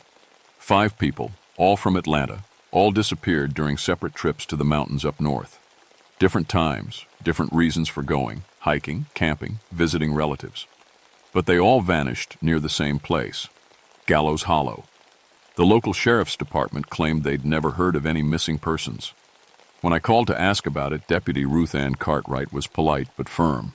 "No, sir, Detective Morrison. We haven't had any missing person reports this year." That didn't sit right with me. 5 people don't just vanish without someone looking for them. The first victim was Sarah Chen, a teacher who went camping alone. Her car was found at a trailhead, but she never came back. Then there was Marcus Williams, a businessman who took a weekend fishing trip. His family hadn't heard from him in 3 weeks. The others, Tom Bradley, Lisa Hayes, and old Henry Cooper, all had similar stories. They went to the mountains and never came home. What bothered me most was my captain's reaction when I brought it up.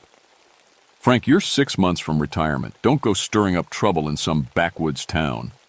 But I couldn't let it go.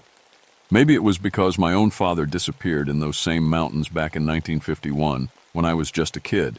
He'd gone hunting and never came back. I decided to drive up to Gallows Hollow myself. It was a Tuesday morning in late May when I loaded my car and headed north on Highway 75. The weather report said clear skies, but as I got deep into the mountains, clouds started gathering. By the time I reached the turnoff for Gallows Hollow, a thick mist was rolling down from the peaks. That mist felt wrong. It moved too fast, too thick, like it had a mind of its own. The temperature dropped 20 degrees in just a few minutes. My radio started crackling with static and then went dead completely. The road into town was narrow and winding, with steep drops on both sides. Through the mist, I could make out the shapes of old buildings huddled together in the valley below. Everything looked gray and forgotten, like a place time had left behind. I'd been in plenty of small mountain towns before, but this one felt different. The air was heavy, pressing down on my chest. Birds weren't singing. Even my car engine seemed quieter, muffled by the thick fog. As I drove down Main Street looking for the sheriff's office, I noticed people watching me from their windows. Their faces were hard, unwelcoming. When I parked and got out of my car, the few people on the street quickly disappeared into stores and houses. The sheriff's office was in an old building that looked like it hadn't been updated since the 1940s. Inside, Deputy Ruth Ann Cartwright was sitting behind a metal desk, filling out paperwork. She was younger than I'd expected from her voice on the phone, maybe 35, with dark hair pulled back and sharp green eyes that missed nothing. "Detective Morrison?" she asked, standing up. "Wasn't expecting you to drive all this way." "Sometimes you have to see things for yourself," I said, showing her my badge. "I'm here about those missing persons." Her face went cold. "Like I told you on the phone, we haven't had any reports. 5 people, all last seen in this area. Sarah Chen, Marcus Williams, Tom Bradley, Lisa Hayes, Henry Cooper. You're telling me none of those names ring a bell?" Ruth Ann glanced toward. Due to closed door marked Sheriff. Then she lowered her voice. "Detective, there are things about this place you don't understand. Maybe it's better if you just head back to Atlanta." That's when I knew I was onto something big. Ruth Ann agreed to show me around town, but only after I promised to keep our conversation quiet. We walked down Main Street while she told me the history of Gallows Hollow. "This place has always been troubled," she said, looking over her shoulder. "Back in the 20s and 30s, there was a group of men who took the law into their own hands. They called themselves the Hollow Guard." We stopped in front of an old courthouse with boarded-up windows. "They used to hold their trials here," Ruth Ann continued. "Except they weren't real trials. If someone was accused of a crime, especially if they were black or from outside town, the guard would drag them out to the hanging tree." "Hanging tree?" She pointed toward the woods at the edge of town. Through the mist, I could just make out a massive oak tree standing alone in a clearing. Even from a distance, it looked wrong. Too big, too dark, like a shadow against the gray sky. "Dozens of people died there," Ruth Ann said quietly.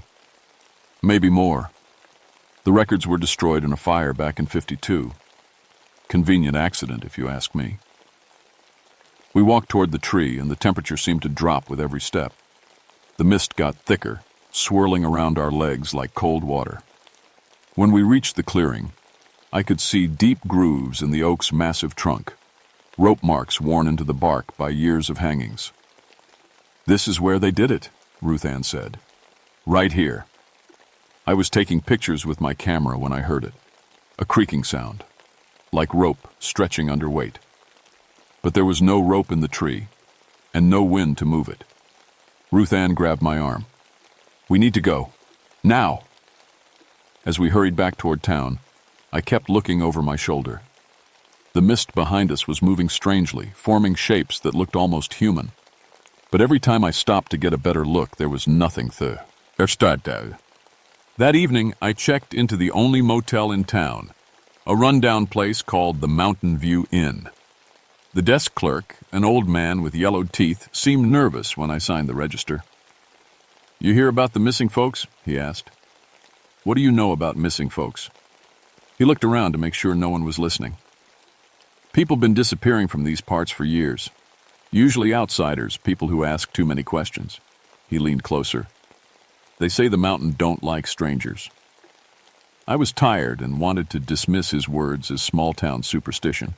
But that night, lying in the creaky motel bed, I kept thinking about the hanging tree and that creaking sound. Around 3 in the morning, I woke up to the sound of my room door opening.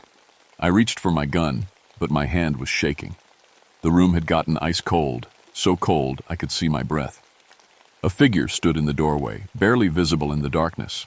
It was tall and thin, wearing what looked like old clothes from decades ago. Its head was tilted at an unnatural angle, like a broken neck. "Who are you?" I whispered, but got no answer. The figure just stood there, swaying slightly, like it was hanging from an invisible rope. I fumbled for the light switch, and when the room lit up, the figure was gone.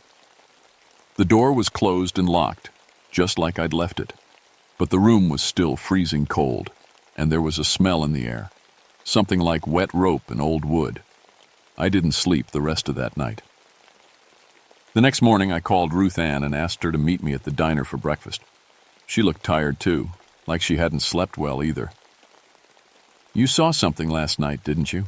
she asked before I could say anything. "How did you know?" "Because I've been seeing them my whole life. The mist walkers, that's what my grandmother called them." She stirred her coffee with shaking hands. "They're the spirits of the people who were hanged. They come back when the mist is thick, looking for justice." "Ruth Ann, I don't believe in ghosts." "You will," she said grimly. "Because they're not done. Every few years, people disappear. Always outsiders, always people who get too close to the truth. The town council knows, but they keep it quiet. Tourism is the only thing keeping this place alive." I was about to argue with her when my phone rang. It was my captain back in Atlanta. "Frank, we found one of your missing persons. Marcus Williams. Hikers discovered his body this morning, hanging from a bridge about 10 miles south of where you are." My blood went cold. Hanging? Was it suicide? That's the weird part. There was a suicide note, but the handwriting doesn't match. And Frank, the coroner says he's been dead for weeks, but the body looks like he died yesterday. No decay, no animal damage. It's like something preserved him. I hung up and looked at Ruth Ann. She was staring at me with those sharp green eyes. "It's starting again," she whispered. "The mistwalkers are hunting." Ruth Ann drove me to where they found Marcus Williams. The bridge was old and narrow, spanning a deep ravine filled with thick fog. Yellow police tape fluttered in the breeze, and I could see the broken branch where the rope had been tied. "The state police took the body," Ruth Ann said, "but they left this." She handed me a plastic evidence bag containing a piece of paper. The suicide note was written in neat handwriting. "I can't live with what my family did. The ghosts won't let me rest." "Marcus Williams was from Atlanta," I said. "His family never lived here." "That's what makes this so strange," Ruth Ann replied. "Unless—" She pulled out a small notebook and started flipping through pages. "I've been keeping track of the disappearances, trying to find a pattern. Look at this." She showed me a family tree she'd drawn, connecting names and dates. Marcus Williams' great-grandfather was named William Marcus. He lived here in the 1930s. He was one of the Hollow Guard. My hands started shaking as I stared at the paper. "You're saying the spirits are hunting down descendants of the men who killed them?" "It's the only thing that makes sense. Sarah Chen's great-uncle ran the general store back then. He helped the Guard by identifying strangers who came to town. Tom Bradley's grandfather was the local judge who looked the other way. They're all connected." That afternoon, we drove to the town cemetery. Most of the graves were old and weathered, but in the back corner, we found something that made my stomach turn. A section of unmarked graves, dozens of them, all from the same time period, the 1920s and 1930s. "These are the victims," Ruth Ann said quietly. "Buried without names, without markers. My grandmother told me stories about them. Good people, mostly. Men accused of theft or violence, but never given a real trial. As we walked between the graves, the mist started rolling in again. It came fast, too fast, like a living thing creeping across the ground. The temperature dropped, and I heard that creaking sound again, rope stretching under weight. "We need to leave," Ruth Ann said urgently. But it was too late. Shapes were forming in the mist around us. Tall, thin figures with their heads tilted at wrong angles. They moved without making a sound, gliding between the tombstones like they were floating. I drew my gun, but Ruth Ann grabbed my arm. "Bullets won't help," she whispered. "Just don't look directly at them." One of the figures drifted closer. I could see it more clearly now. A black man in overalls from the 1930s, his neck twisted at an impossible angle. His mouth was open like he was trying to speak, but no sound came out. Then I heard it. Not words, but thoughts, somehow planted directly in my mind. Justice, must, have, justice. More figures appeared, surrounding us. Men and women, old and young, all with broken necks, all reaching toward us with desperate hands. The cold was so intense that frost was forming on the tombstones. Ruth Ann grabbed my hand and pulled me toward a large monument in the center of the cemetery. "Holy ground," she gasped. "They can't follow us here." We huddled behind the monument while the spirits circled around us, never getting too close to the blessed stone. They stayed for what felt like hours, but was probably only minutes. Finally, the mist began to clear, and the figures faded away. "Why didn't they hurt us?" I asked, still shivering from the cold. Ruth Ann looked ashamed. "Because of me. My last name is Cartwright. My grandfather, Samuel Cartwright, was the leader of the Hollow Guard. He organized most of the hangings." She wiped tears from her eyes. "I'm one of them, a descendant. They want me dead, too." That night, back at the motel, I couldn't stop thinking about what I'd seen. Ghosts were real. The dead were seeking revenge. And somehow, my own father's disappearance was connected to all of this. I called my aunt back in Atlanta, my father's sister, who might know more about our family history. "Aunt Helen, I need to ask you about Dad's family. Did we have any relatives who lived in North Georgia?" There was a long pause. "Frank, why are you asking about this now?" "It's important." Another pause. Then she sighed. "Your great-great-grandfather, Franklin Morrison, you were named after him. He moved to Georgia in the 1920s and became a sheriff up in the mountains. I always heard there was some kind of scandal, but the family never talked about it." My blood turned to ice. "What kind of scandal?" "I don't know the details. Something about people dying and your great-great-grandfather being involved. The family left Georgia and never went back. That's all I know." I hung up the phone and sat on the edge of the motel bed, my head in my hands. If my ancestor had been involved with the Hollow Guard, that meant the Mistwalkers were hunting me too. No wonder I'd felt drawn to investigate the disappearances. It wasn't just professional curiosity. It was personal. The spirits had been calling me here, just like they'd called the others. I was next on their list. The next morning, I found Ruth Ann at the sheriff's office. She was packing files into boxes, her hands shaking. "I'm leaving," she said without looking at me. "Tonight. I should have left years ago. Running won't help. They found Marcus Williams in Atlanta. Distance doesn't matter." She slammed a file drawer shut. "Then what do you suggest? Wait here for them to hang us both?" I'd been thinking about that all night. We give them what they want, justice. We expose the truth about what happened here. The town council will never allow it. They've been covering this up for 50 years. Tourism is all we have left. Then we go around them. I still have contacts in Atlanta media. We get the story out, force an official investigation." Ruth Ann shook her head. "You don't understand how deep this goes. Half the families in town are descendants of either the Guard members or their victims. It's not just about tourism. It's about survival." That's when Sheriff Powell walked in. He was a big man in his 60s, with cold gray eyes that reminded me of a snake. "Detective Morrison," he said in a voice like gravel. "I hear you've been stirring up trouble. Just investigating some missing persons. Well, your investigation ends now. You're leaving town today, or we'll arrest you for trespassing." I stood up. "On what grounds?" Powell smiled, but there was no warmth in it. "This is a small town, detective. We don't need grounds." That evening I was packing my things at the motel when someone knocked on my door. It was Ruth Ann, carrying a large leather journal. "I've been thinking about what you said," she whispered, looking over her shoulder. "About justice. Maybe you're right." She handed me the journal.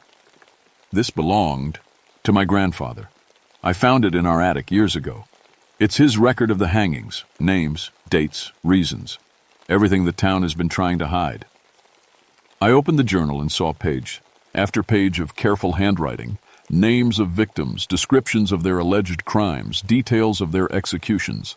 It was a complete record of murder, written in the neat hand of a man who thought he was doing God's work. "There's something else," Ruth Ann said. "About your father. His name is in there." She flipped to a page near the back. There, in Samuel Cartwright's careful script, was an entry dated October 15th, 1951. "James Morrison came asking questions about the old days, said he was investigating disappearances for some newspaper up north. Had to be stopped. Franklin Morrison's blood, but gone soft. Took care of him at the hanging tree. Made it look like a hunting accident." My vision blurred. After all these years, I finally knew what had happened to my father. He'd been murdered for trying to expose the same truth I was uncovering now. "I'm sorry, Frank," Ruth Ann said softly. I closed the journal, my hands shaking with rage. "We're ending this tonight." "What do you mean?" "We're going to the hanging tree. We're going to face them directly and give them what they want, the truth and justice for what was done." Ruth Ann backed toward the door. "That's suicide. The tree is where they're strongest." "Maybe, but it's also where this has to end." As night fell, we drove to the edge of town and parked near the woods. The mist was already gathering, thicker than I'd ever seen it. We walked through the trees toward the clearing, following the beam of my flashlight. The hanging tree loomed ahead of us, massive and twisted against the dark sky. As we got closer, the mist began to swirl, forming shapes, dozens of them, more than I'd ever seen before. They surrounded us in a circle, their broken necks and reaching hands visible in the ghostly light. The cold was so intense that our breath came out in white puffs. I held up the journal. "I know what happened to her." "Hey," I called out. "I know your names, how you died, who killed you. I'm here to make it right." The spirits pressed closer, their mouths moving silently. Then I heard their voices in my mind, all speaking at once. "Justice, truth, remember us." "I will," I promised. "The world will know what was done to you." But then another voice cut through the chorus.